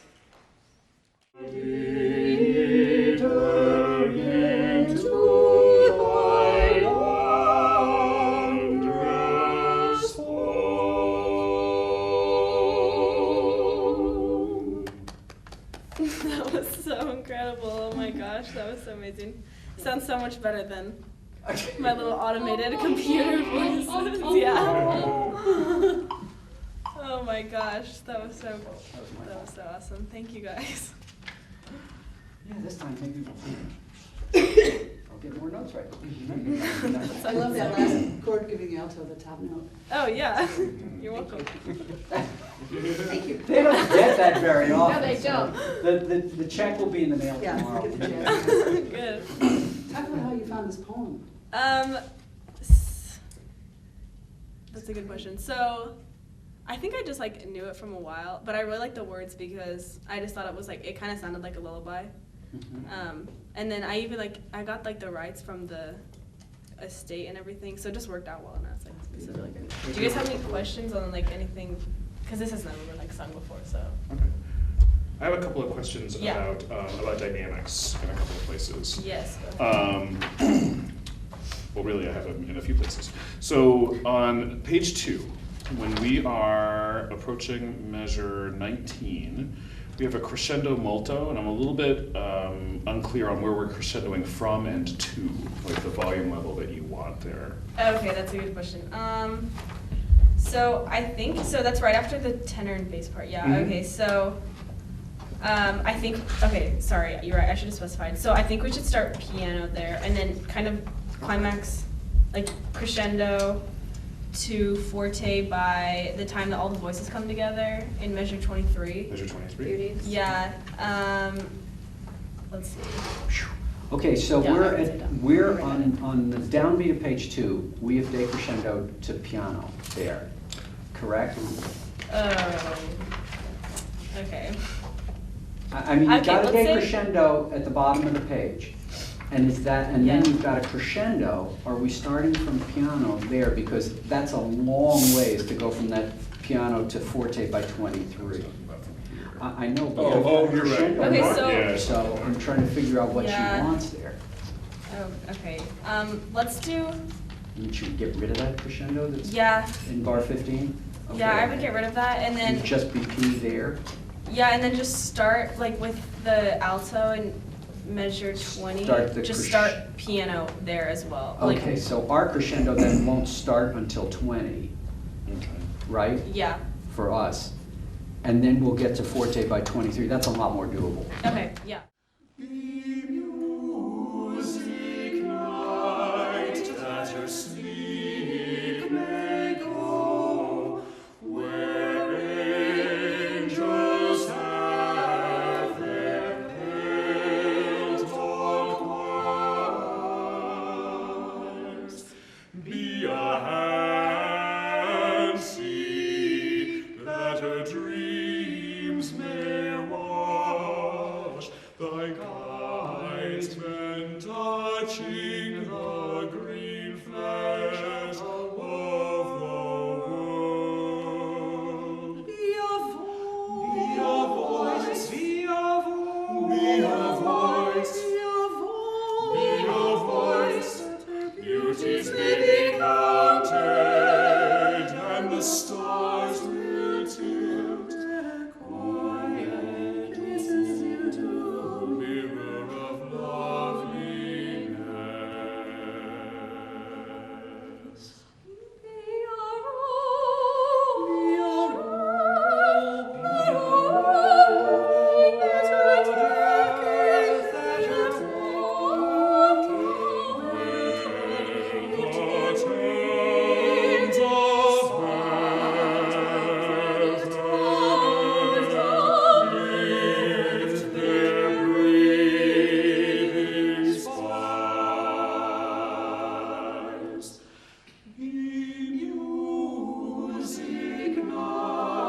that her sleep may go where angels have their pale tall choirs. Be a hand, see that her dreams may watch thy guidesmen touching the green flesh of the world. Be a world, be a world, be a world, be a world, and no throne God, that her living may find its weather, and the soars of bells in a child's book shall lead her into thy wondrous home, shall lead her into thy wondrous home.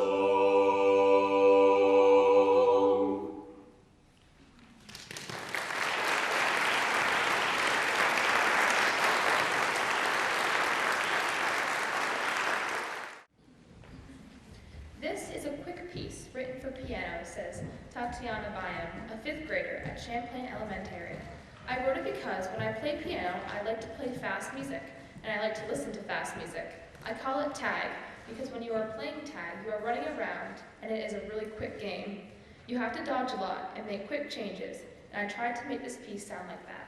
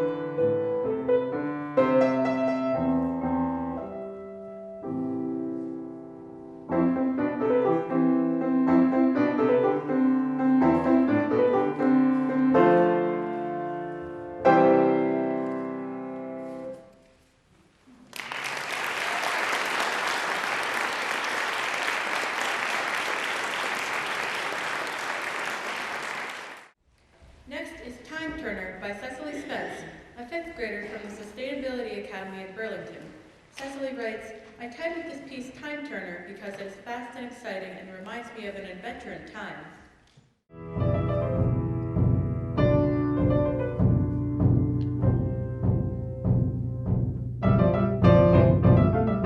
It reminds me of time travel, and then I'm a Harry Potter fan, so they use the time turner, so to time travel, I'm like, perfect name. So. I actually wrote it first, thinking of a happy bouncy piece, and then I couldn't think of a name, and then it finally came to me. So.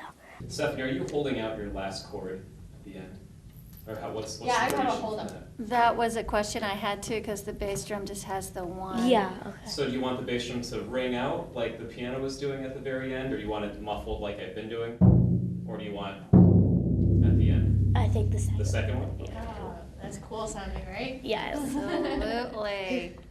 Either that or your other options, Cecily, is to have her change the piano part to a staccato eighth note at the end and have them both pop off. So those are two options for you. Do you want to hear them do it both ways? Both, Yeah, do you want to do last two bars? Sure.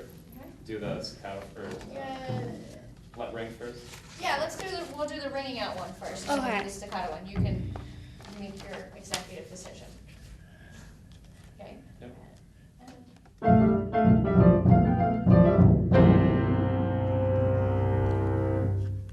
It's the ringing one. And did you notice how he touched the drum at the same time hers came off, so they kept that together, which is awesome. That's where you say thank you. It's pretty awesome. Yeah. Okay, here we go. We'll do the short one. Yeah.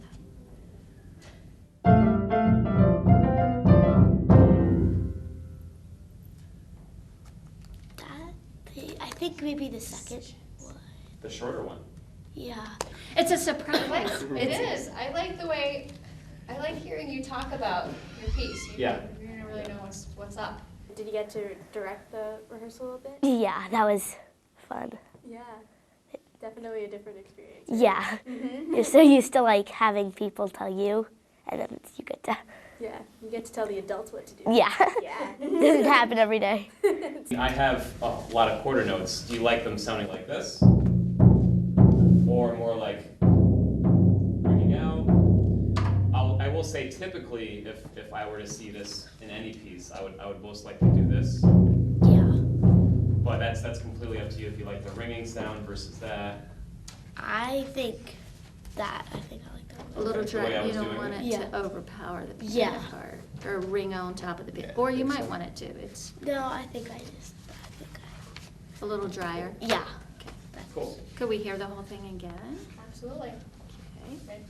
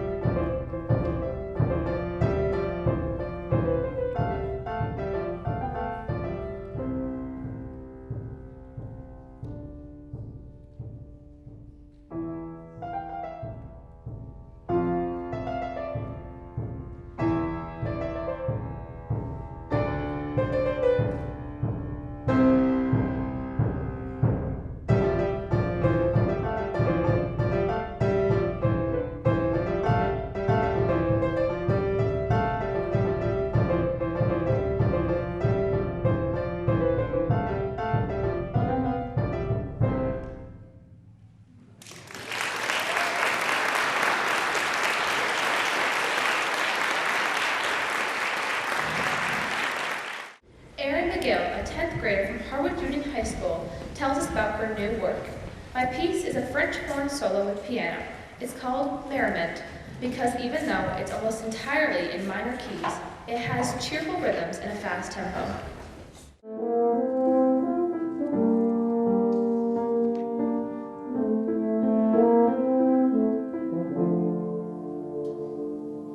Let's stop for a second while we're there. How was that tempo? That was really good. Good? Okay.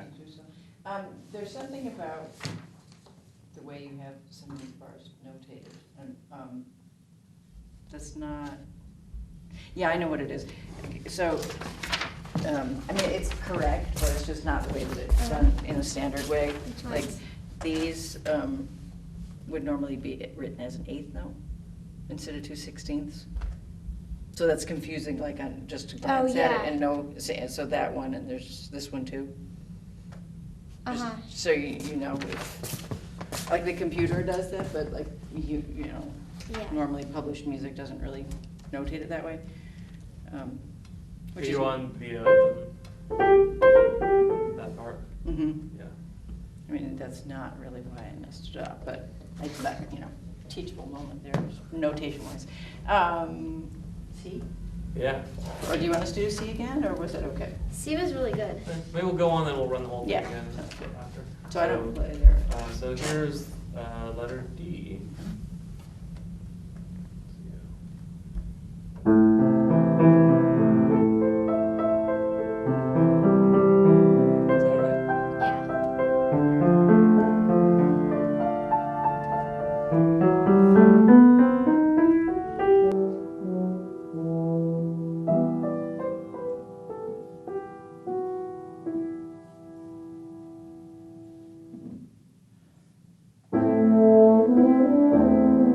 So what's the tempo here?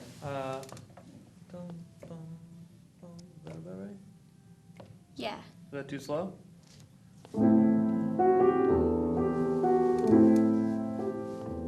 It could go a little bit faster, but not much. Okay. And what do you have going into that? I have nothing, so I There's have a just a half break. rest, so we start right together. But then my rhythm at G is 1, 2. While we're stopped for a second, was the last tempo right where you wanted it? Yeah. Yeah? Good. And I'm kind of connecting a lot of things with the pedal and making, you know, all the, well, not so much there, but these. Yeah, that sounded really cool. With the pedal? You like Yeah, that? I like that. Okay.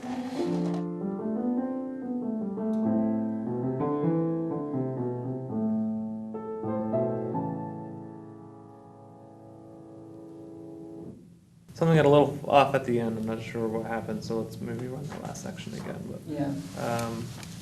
But before we do that, just in terms of, I mean, we were just a little off from each other. Was there anything else about that section that we could? You can retard a little bit more at the very end. At the very end? But that's it. Okay. And tempo generally was okay? Tempo was good. G? Yeah, I'm having trouble catching what you have with G. Can you play it? Yeah.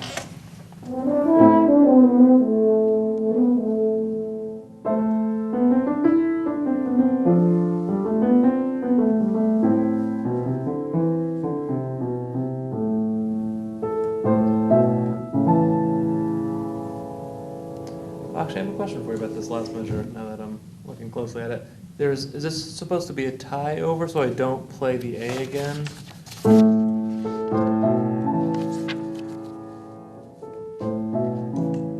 do you have a preference about how I do that? I think play the A again. Play it again, so that'll be... Yeah. Okay. It's a nice job. And you like the last chord rolled a little bit? Like, Yeah, that sounds nice. when it like has that surprise major chord that just my instinct, it's like, I really mean it kind of thing. Yeah, it's nice. That tempo is good. Yeah. And then, so articulation, should it all be pretty smooth from the 6/8 to the end? Yeah. Okay.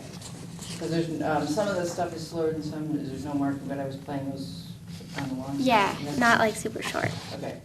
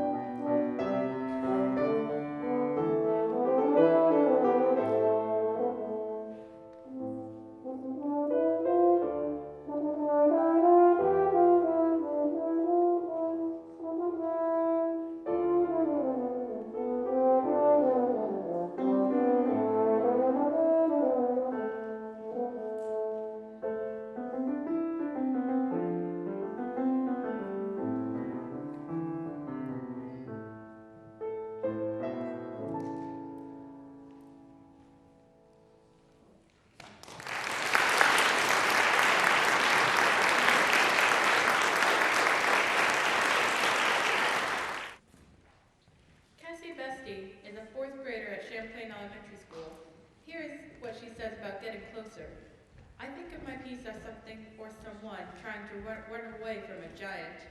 The French horn and the tuba are the giant. At the end, it reminds me of footsteps when the giant gets closer. The two trumpets are the person running away, and the piano is neutral.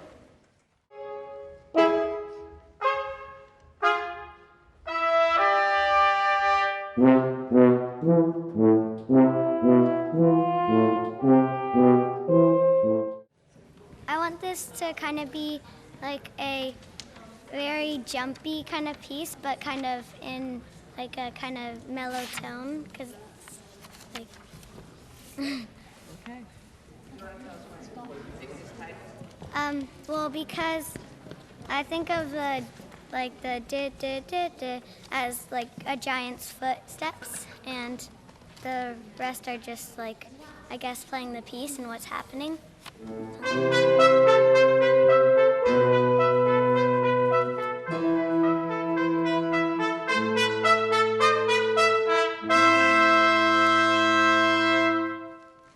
That was good. Those big enough giant footsteps? Yeah. Well, the only thing is in measure 5, and when it repeats later, is the trumpet and the both trumpets. Can you like make them more connected?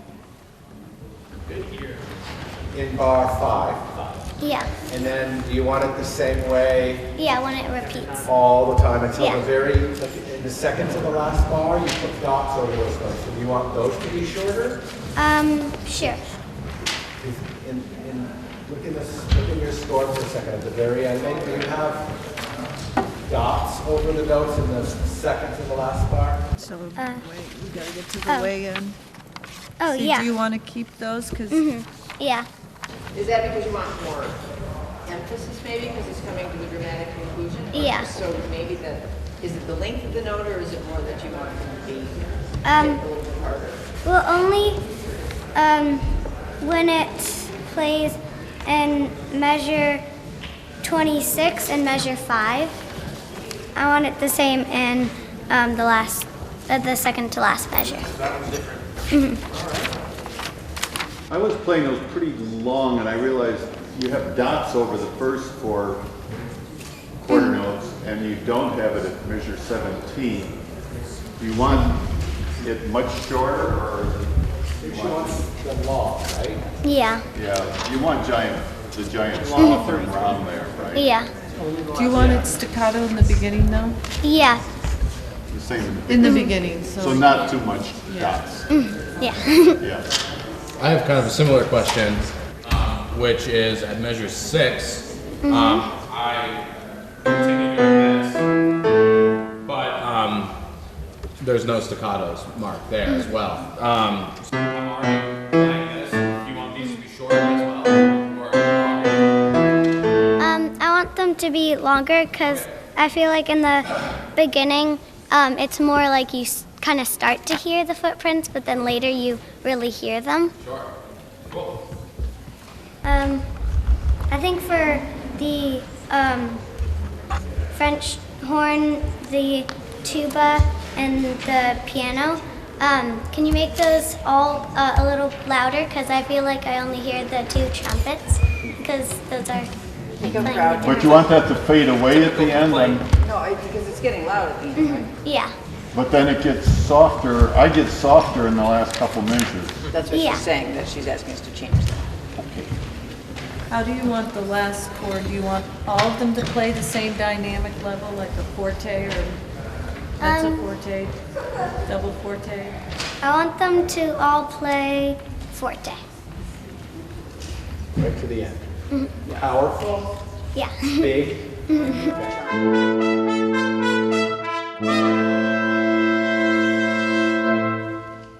That sounds really good. You want me to go down to the low octave in the last note? Sure. You want to hear it all together? Want to hear that once, the last? Last 3 bars? Okay.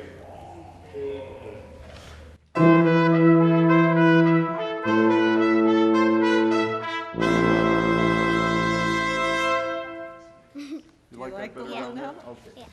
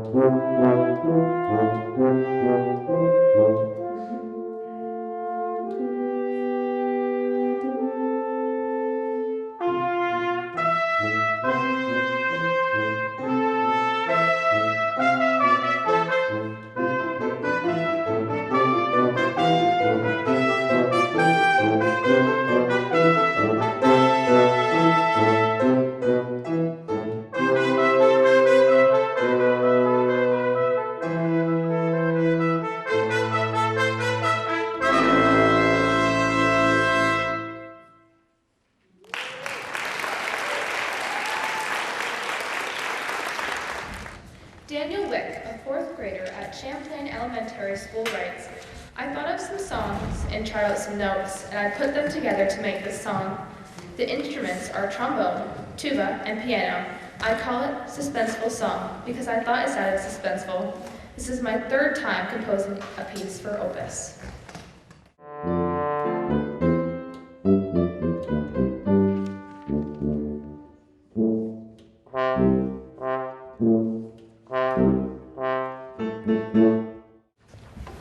Well, I think the trombone part could, like, hold for a little longer when it's doing the dun, dun, dun, dun, dun, dun. And maybe you could speed it up a little. What about the tuba? Maybe you could speed it up a little and the trombone part could, like, hold it when the tuba is doing the lower note in the dun, dun, dun. You mean like on beat 4? Huh? On beat 4? Yeah. No, on beat 3. On the end of 2, I think he wants, do you want her to accent that more? No, or- maybe a little, yeah. Okay. Accent a little and, like, hold it for... Yeah, I guess he wants it to hold out just to maybe Not almost to dun. the end of 3, is it? Kind of. You cut off on 3, the end of, maybe hold it through the end of 3? In measure 3 in the piano, you have an accent on the first note. So do you want that to be like? Yeah. Okay. Uh-huh. And do you want the same thing in measure 4? Yeah. Okay. Do you want to count off the tempo for them? Sure. 1, 2, 3. Well, I have an accent the first measure, but not the second measure. Does he want them both measures? 3, 4. Okay. There's the speed. He says. Do you want accent quarter notes? Dun, dun, dun, dun, dun, dun, dun.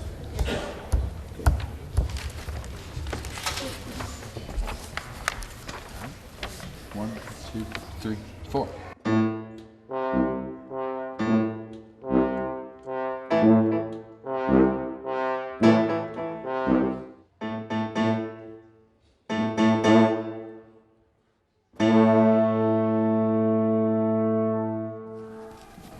I think you could speed it up just a tiny bit more, like dun, dun, dun, dun, dun, dun. So you want it even faster?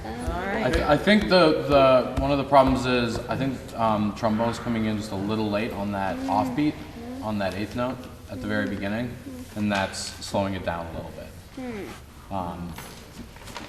Because it pushes then that quarter note a little Well, late. why don't we put 144, see what happens. Yeah, let's speed it up.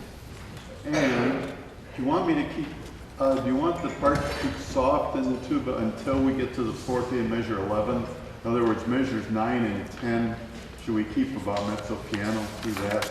I think it should keep piano, maybe. Yeah. So keep it soft there, and Yeah. then when we get to measure 9 or 11, when we start getting louder then. Okay, yeah. Now, do you want it to start and get louder for really 4 measures? Everything a little bit louder each time? Or do you want to just have it just forte to fortissimo, get crescendo, and then start it again, come back to forte and then fortissimo? Do you know what he's saying? Yeah.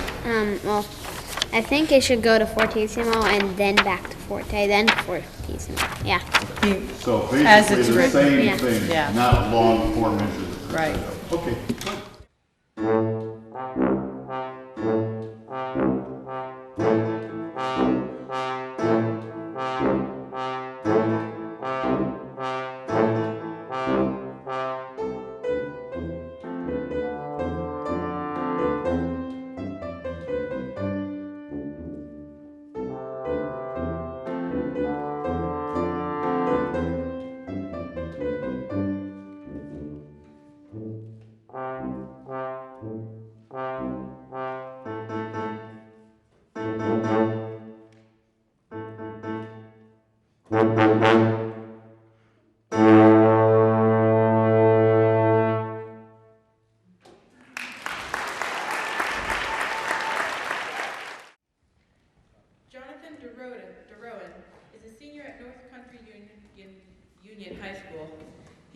major in music education at the University of Southern Maine next year.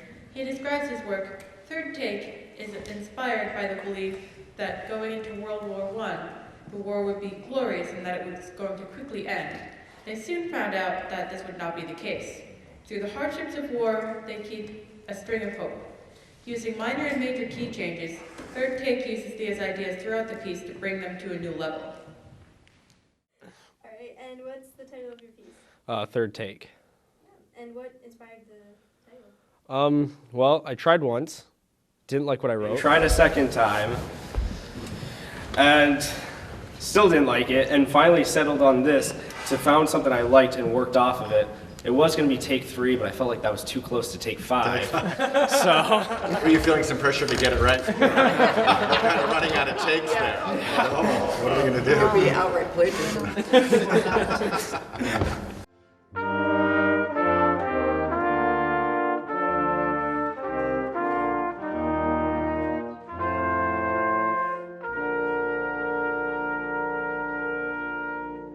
And what about articulations? I mean, this is kind of comes across like a big chorale. Is that what you wanted? Yeah. So it kind of just roll along. Yeah. So maybe some marking like legato here or there, or some tenuto markings to remind performers to play things long and connected. Those are all good things to put in music. I think our sense was that that's how it should go. Yeah. But You you could just won't, put you won't always sustained have at the beginning and- right. You won't always have a group of performers Yeah. that play your music that are so good. Okay.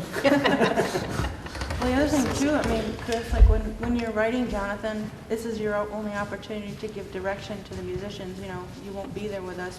We can do what we want if we don't see anything. But if you specifically want something, you have to tell us. So. Okay. What inspired your piece? Mainly the belief in World War I that like the war was going to be quick and easy. It wasn't going to be tough. And then when they finally got there, they realized, oh, wait, it's not as easy as it's going to be, and it's not going to be quick and painless. So it's a brass quintet.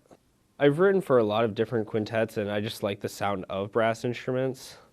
And I just didn't find any percussion that fit in, so I stuck to that. So this might be just because I've only heard this a few times. We had one rehearsal and then just now, but I can't always tell where the phrases go. There's some that are very obviously 4-bar phrases, and then some feel more like 5-bar phrases. Yeah. And, I'm just commenting on that. I don't know what you would do to necessarily address that, but it just kind of. Yeah, I was a little confused. There was one we did halfway between B and C that It seems like feel it's quite right. And maybe you mean them not to be symmetrical, which is you certainly have that right, but they don't feel symmetrical. Yeah. So I mean, I guess just if you want to just be intentional about that. Yeah, and then if there is a way to, well, how might you convey that, Jonathan, to us if we're performing your music? Like, how would we know about a phrase? Do you play in band? Yeah. So what do you have in your band music sometimes that tells you that there's a phrase? Do you play an instrument that requires air? No. Oh, not very. So if a band didn't breathe, right? Yeah. Generally there'd be a problem. Yeah. Yeah. So breath marks are a good way to show that that's the beginning of a next phrase, right? I think we make choices on the fly based on kind of what we see, where those phrases are, and a lot of times they're kind of where they should go. But as Joyce said, some of these phrases are not typically 4 bars, so it's harder to know. Is there a particular reason why it is crescendoing and decrescendoing in one measure rather than like 2 up and 2 down? I just really wanted that drastic feel of loud and then right to quiet. Okay. Do you think composing makes you a better musician? Yeah, I think it allows you to understand the music better and gives you a real grasp of the balance and the intonation and all the great things you need for music. And why do you compose? It gives me a way to express myself. It really allows me to open up and talk, not really talk, but show how I'm feeling and put it into something that everyone can enjoy.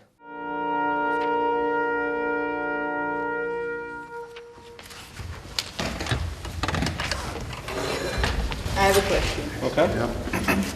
It totally is just a creativity. I just think it would be really cool ended loud because it would be more glorious and it. Have you ever considered it? No, I never really considered it. You want to hear it? Yeah, I do. Go ahead, Chris. I guess that relates to my question about breathing at the end. If we were going to breathe before Now the we last do. bar. I have to now.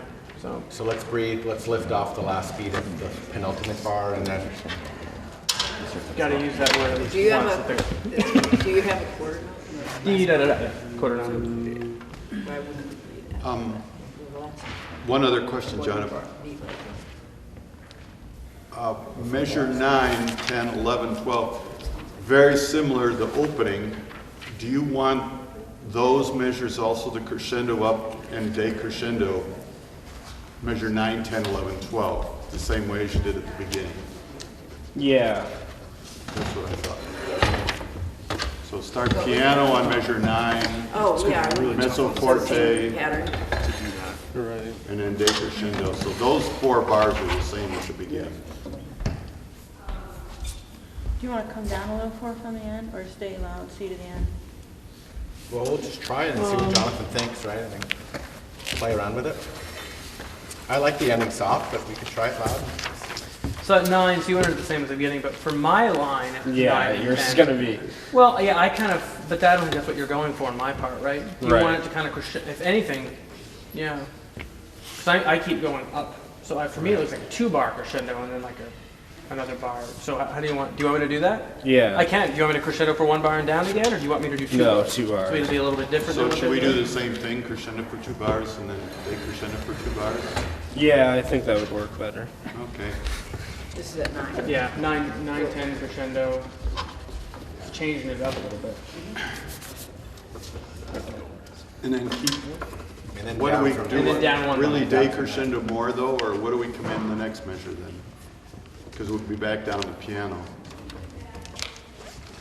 Is it piano at 16? We're not at 16. We're not at 10. 16 yet. We're at 12. Pickups to 12. Or Yeah. pickups to 13. Yeah, I know, but Oh, are we I'm coming getting down pretty close. Yep. to piano? Let's just split. Yeah. So are we just decrescendoing the mezzo forte again? Yeah. Yeah. So we're crescendoing the forte, then decrescendoing the Okay, mezzo forte. okay, I got it. Okay. What did you say, Jim? Crescendo 2 bars to mezzo forte, and then mezzo forte. I was just asking what you were coming down to at 16.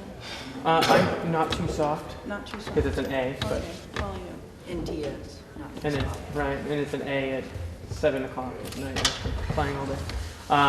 So what are we doing the last 3 We're going bars? to try the ending and maybe slow down like we were, but get louder instead of softer. See what you think of that. From C. How about we go from C? Is that okay? Yep. So we're starting this a little softer. At C? No, it's forte. We're going from forte. We're forte, trying an sis, sis, experiment, just because you playing- know how I love loud stuff. 2, C.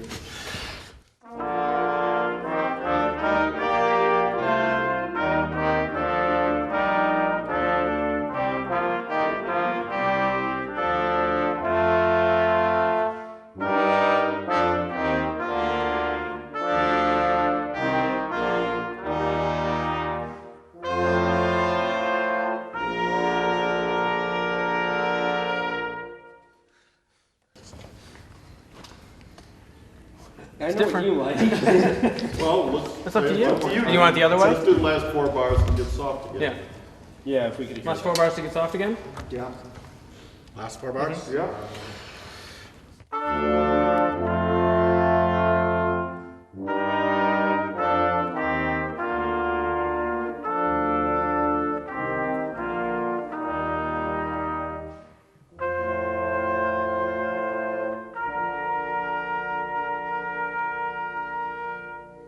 I liked it quieter.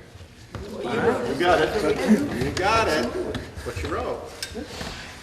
Thanks for trying. But dynamics can have such a huge impact on, like, obviously, what it sounds like. And I think you need to listen to more Mahler, but Yeah. it's your instructions. That's right. All right. Nice job. Yeah. Thank you.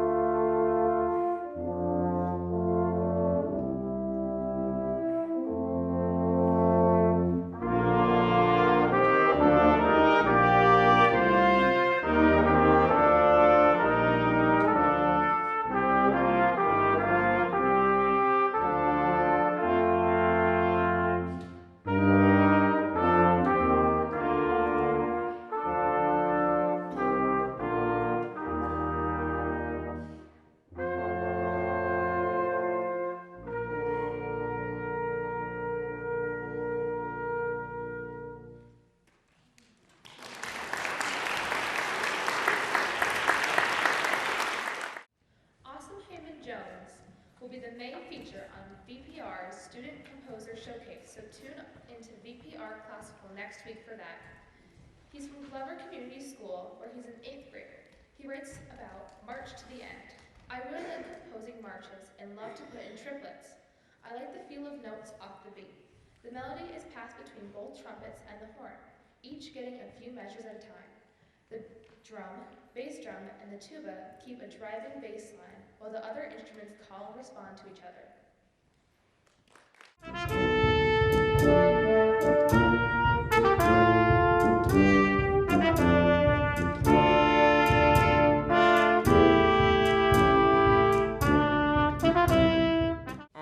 On measure 10, could the trumpet one slur those high notes?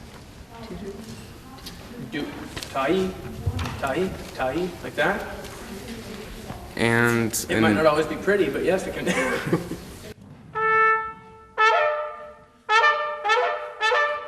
You could tongue it and just play it legato, and it would sound a whole lot different too. Yeah. Do you like it slurred or? Yeah, I like it like that. Prefer sort of like that way, the legato tone. Yeah. Both times or just there? So you want it? Because I'm maybe a little short to maybe what you want, even the beginning.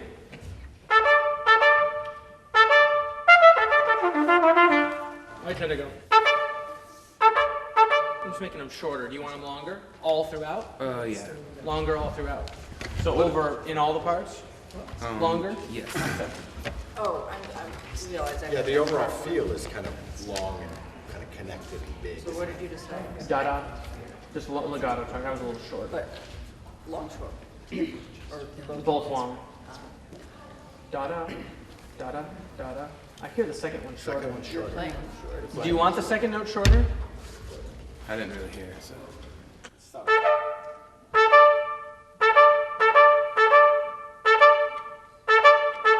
It's slightly short. Oh yeah, that's okay. A little shorter is fine.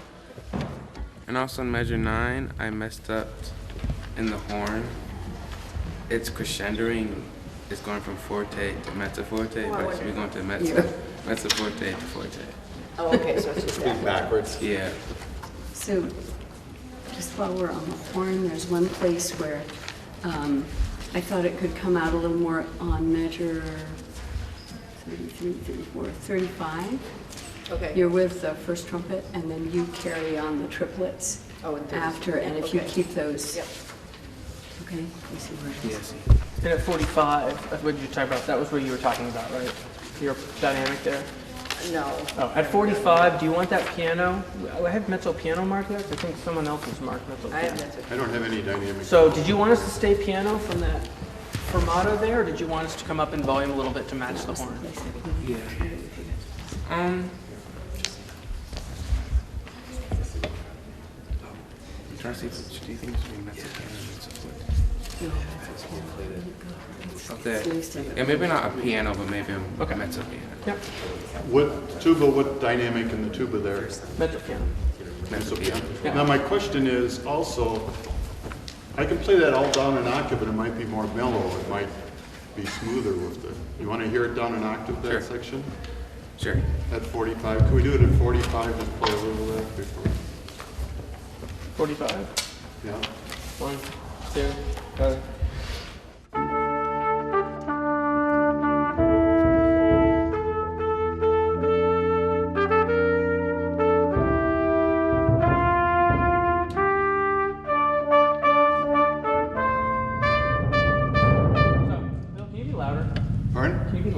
Oh, sure. Yeah.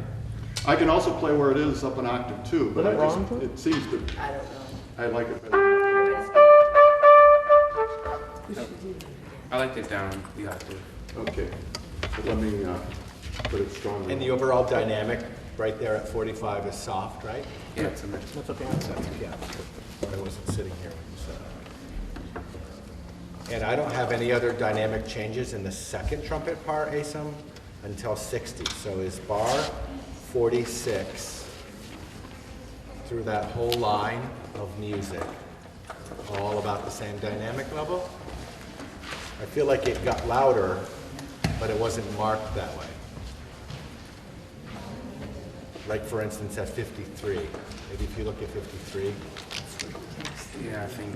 So Yeah, I think that should be a little louder. Is the whole group louder there, or just my part? Well, I don't have it down as a whole group being louder, but maybe the whole group could be louder. Maybe like a mezzo forte at.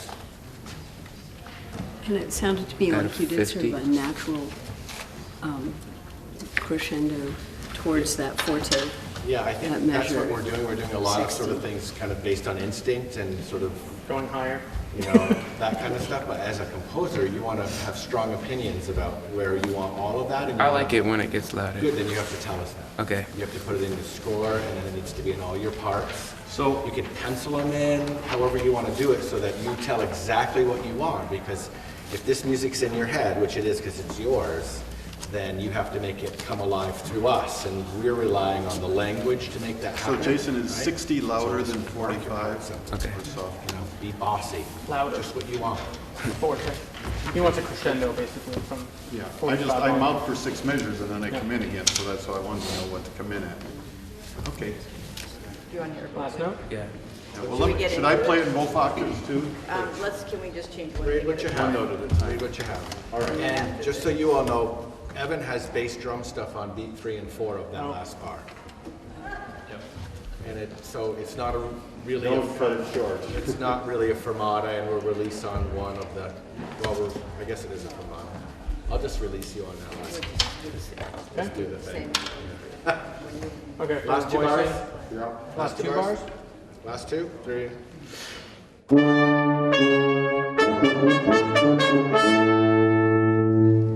Sorry. Or how much long are we gonna hold it out? Let's hold it out. Long. Cut it off. Okay.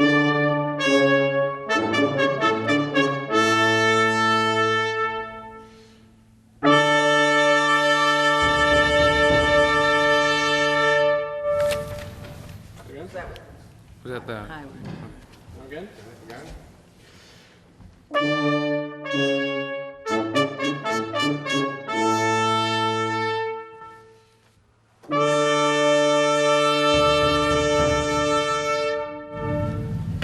There wasn't a huge difference to that. So. Because we're doubled on that. Right? Yeah. Same. When you played it up, we're the same note. I'm not quite playing. So we're in the vicinity. So which, It can be down an octave. all right. We try one more time, because I want to put the tuba down in octave 2 and see what that, because that's gonna give a lot more depth to that chord. He's going to play the last note down an octave. Okay. I just want to make sure that you're doing that because you're okay with, not because Yeah. I'm lazy. It's okay to do it because you feel bad for the horn player. It's okay. Let me know if the last bass Horn drum player hits. gets everything she wants. Okay, last 2 bars. Let me know if the bass drum hits are too loud or not loud enough. Okay. Okay. Or just, Last 2 Or bars. just right.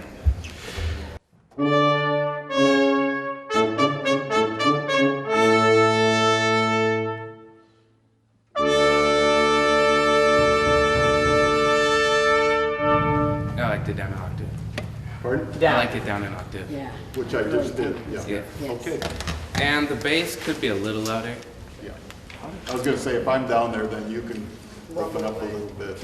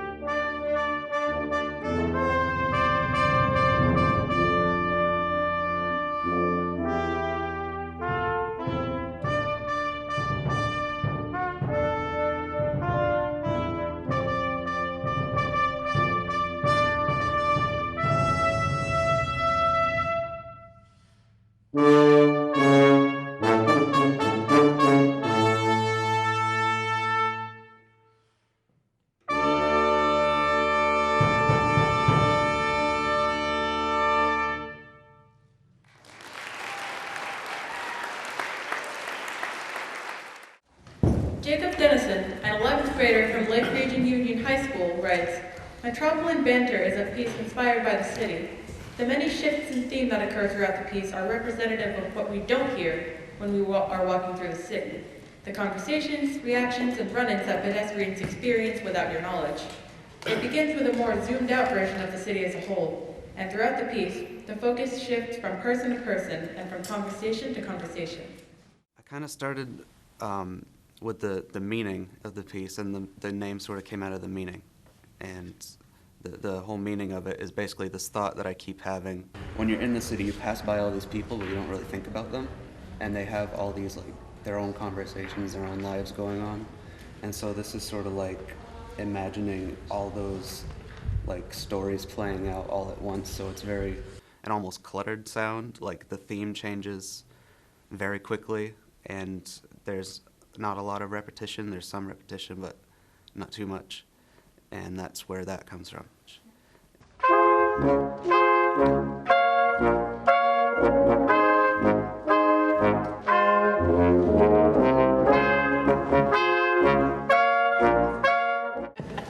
I got one question, Lori, at B. Yeah? Do you have slurs marked there? Like on B4? On 5 and 6, the A natural to the D flat. Yeah, you want slurred more, or slurred, I guess? Yeah, Was I not? that I didn't hear them. Okay. Because the other places I heard slurs, but there I didn't hear them Okay. in there. At the time of composing, I'd been studying like modernist composers like Debussy and Stravinsky, those guys. So I had a lot of influence from them, kind of from both the sounds and from the idea of just like modernism in general, like being more chromatic, being more like worrying less about meter and stuff like that. And so because of that, my idea on composition sort of shifted from how can I make this sound good to how can I make this fit the picture in my head better. Ooh, that's very interesting. So it moved from sound to feeling, I guess. Nice. Do you have a favorite composer? I really like Debussy. Just his piano pieces in general, and specifically his piano pieces and some of his orchestral pieces are like, they're like, the picture they paint in my head is just so vivid. Mm-hmm. And it's just amazing what music like that can do. Did you want to break between those two for modern or E, or do you want them held through? You want a little da, and then you crescendo into that. Yeah. I think a little break. A little break. So I put a little break between those formatos. Between the two formatos? Yeah. I feel like they should be a little bit longer too. They almost don't Yeah. feel like Sure. formatos. So I could put a formato over them? For example, it's as if, play them as if they were marked with a formato. Well, we'll try it, Mark. Yeah. Pretend they have formatos. The composer, I'm like, you kid are. Do like 57, measure before. 57? Sure. Maybe that's loud enough for you. 57? I don't know where we are. 30.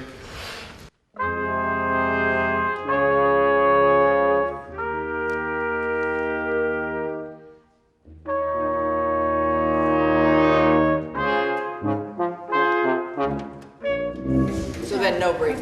Right, then no break on the second one. All right, what is one word you would use to describe a piece?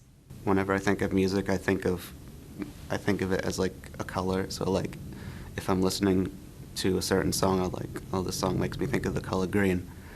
But this piece makes me think of like multiple colors, like because of the varied themes in it, and so I guess colorful would fit it. What do you think, Jacob? I think that sounds good. All right. Nice beat. It's really interesting. Yeah. It's good too. It works. It really works. Great. Nice job. Good for you. Good job. Congratulations.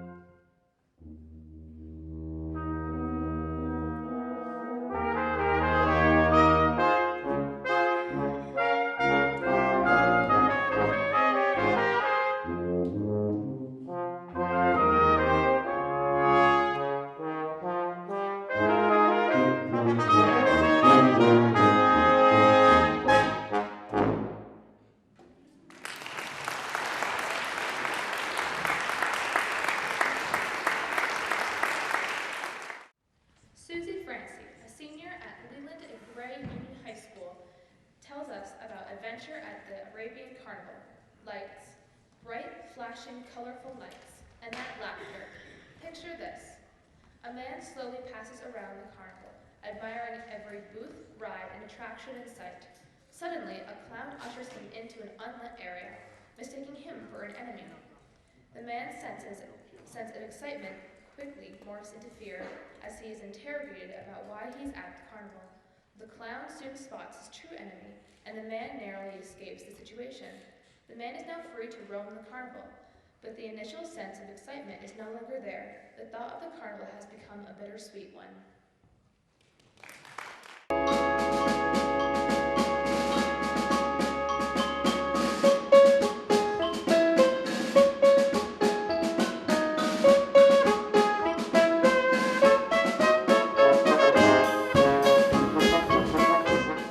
Was that 6/4 fast enough?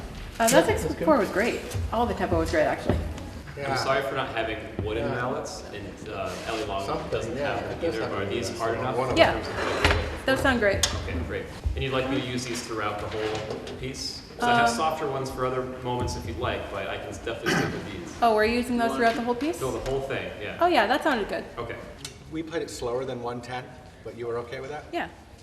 And if anything, I'd say I don't have, well, I kind of have measure marks, but like after the decrescendo on 83, like at 84 when the piano starts with the melody, I'd say like be a little bit quieter there so the growth of that can be much bigger. Well, not much bigger, but a little bigger. Do you mean me as well?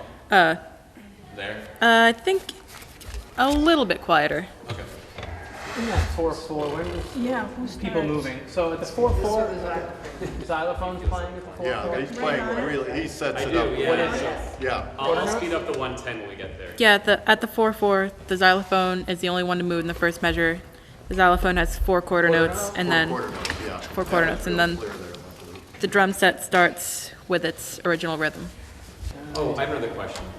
Yes. Around measures 62 and 4 and 6, or around there, I have some dotted half notes. Would you like me to roll those, or just hit them once with a single stroke? One Would you second. like some duration and sound? Sorry, could you please tell me what measures those are again? Yep, 62. 62, okay. And then from there on, there's just some dotted half notes that I could roll if you want to hear those notes prolonged a little bit. Yeah, would you mind trying that? Like Sure. starting it from 61? Yeah, sure. Let's see.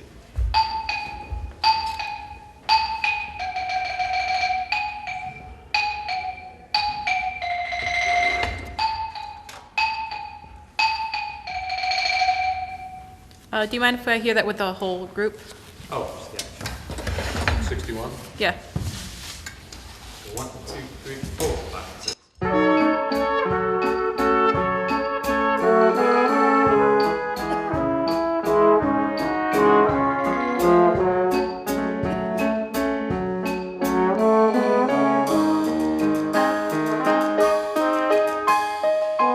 Yeah, I like that better. Okay, yeah, I'll roll those. Great. Okay. One thing you can do if you ever find yourself writing xylophone music again is to, on those notes, put 3 diagonal slash marks on the stem of the note, and that would tell me to roll those. Okay. But sometimes, you want them to be prolonged, sometimes not, so. Yeah, at first I wasn't thinking of having the roll, but that sounded really good, so I'd like cool. to keep Okay. that. Awesome. Shall we play it again? Sure. Any last instructions for us? There was one spot, I'm trying to find where it was. C sharp.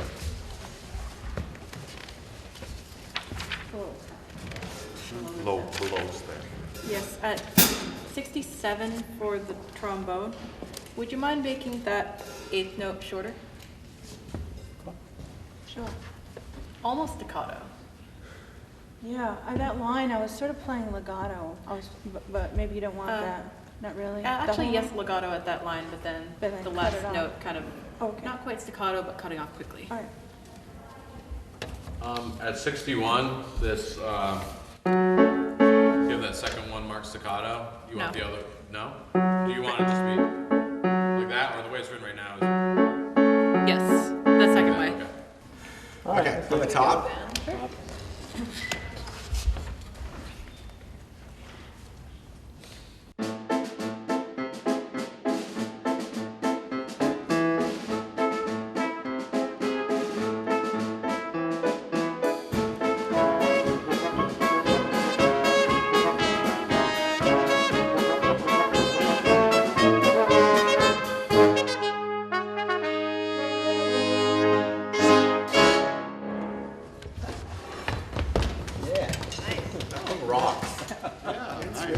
good. Really fun. Very fun. Good for you, Susie. Thank you. Yeah, thank you. So for the xylophone, I'm just curious,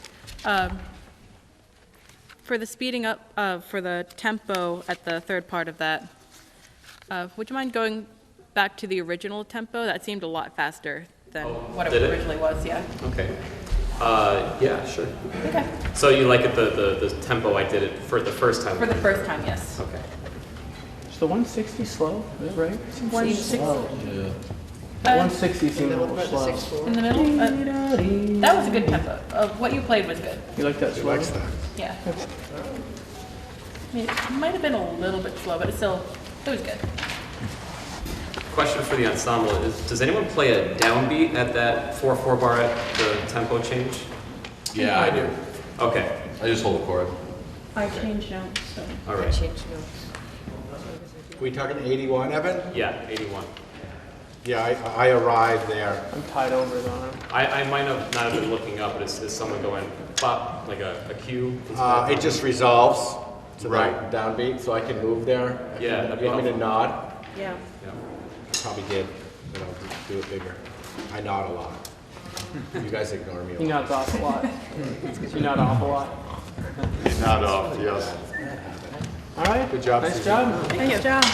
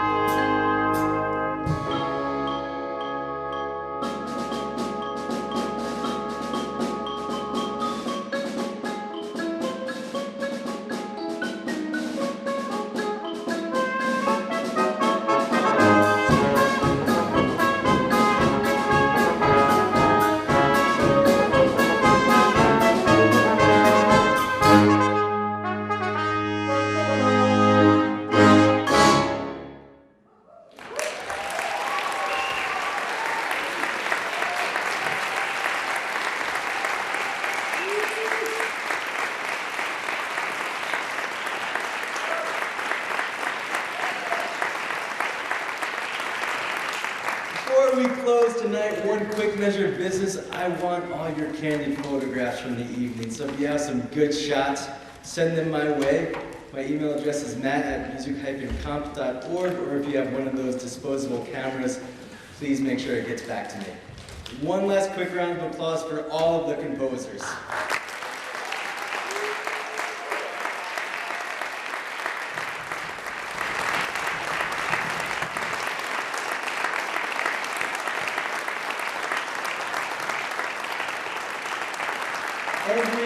get our singers, vocalists, and pianists back up on the stage, please?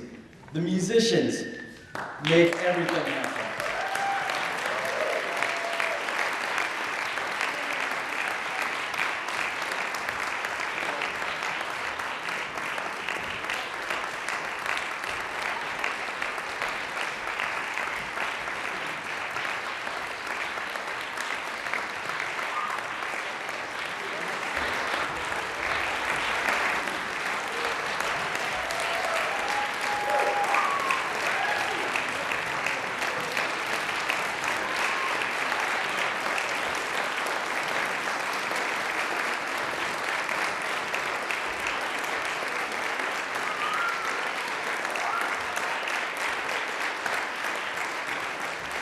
Thank you all so much for a truly wonderful evening, and we will see you next year. Have a great day.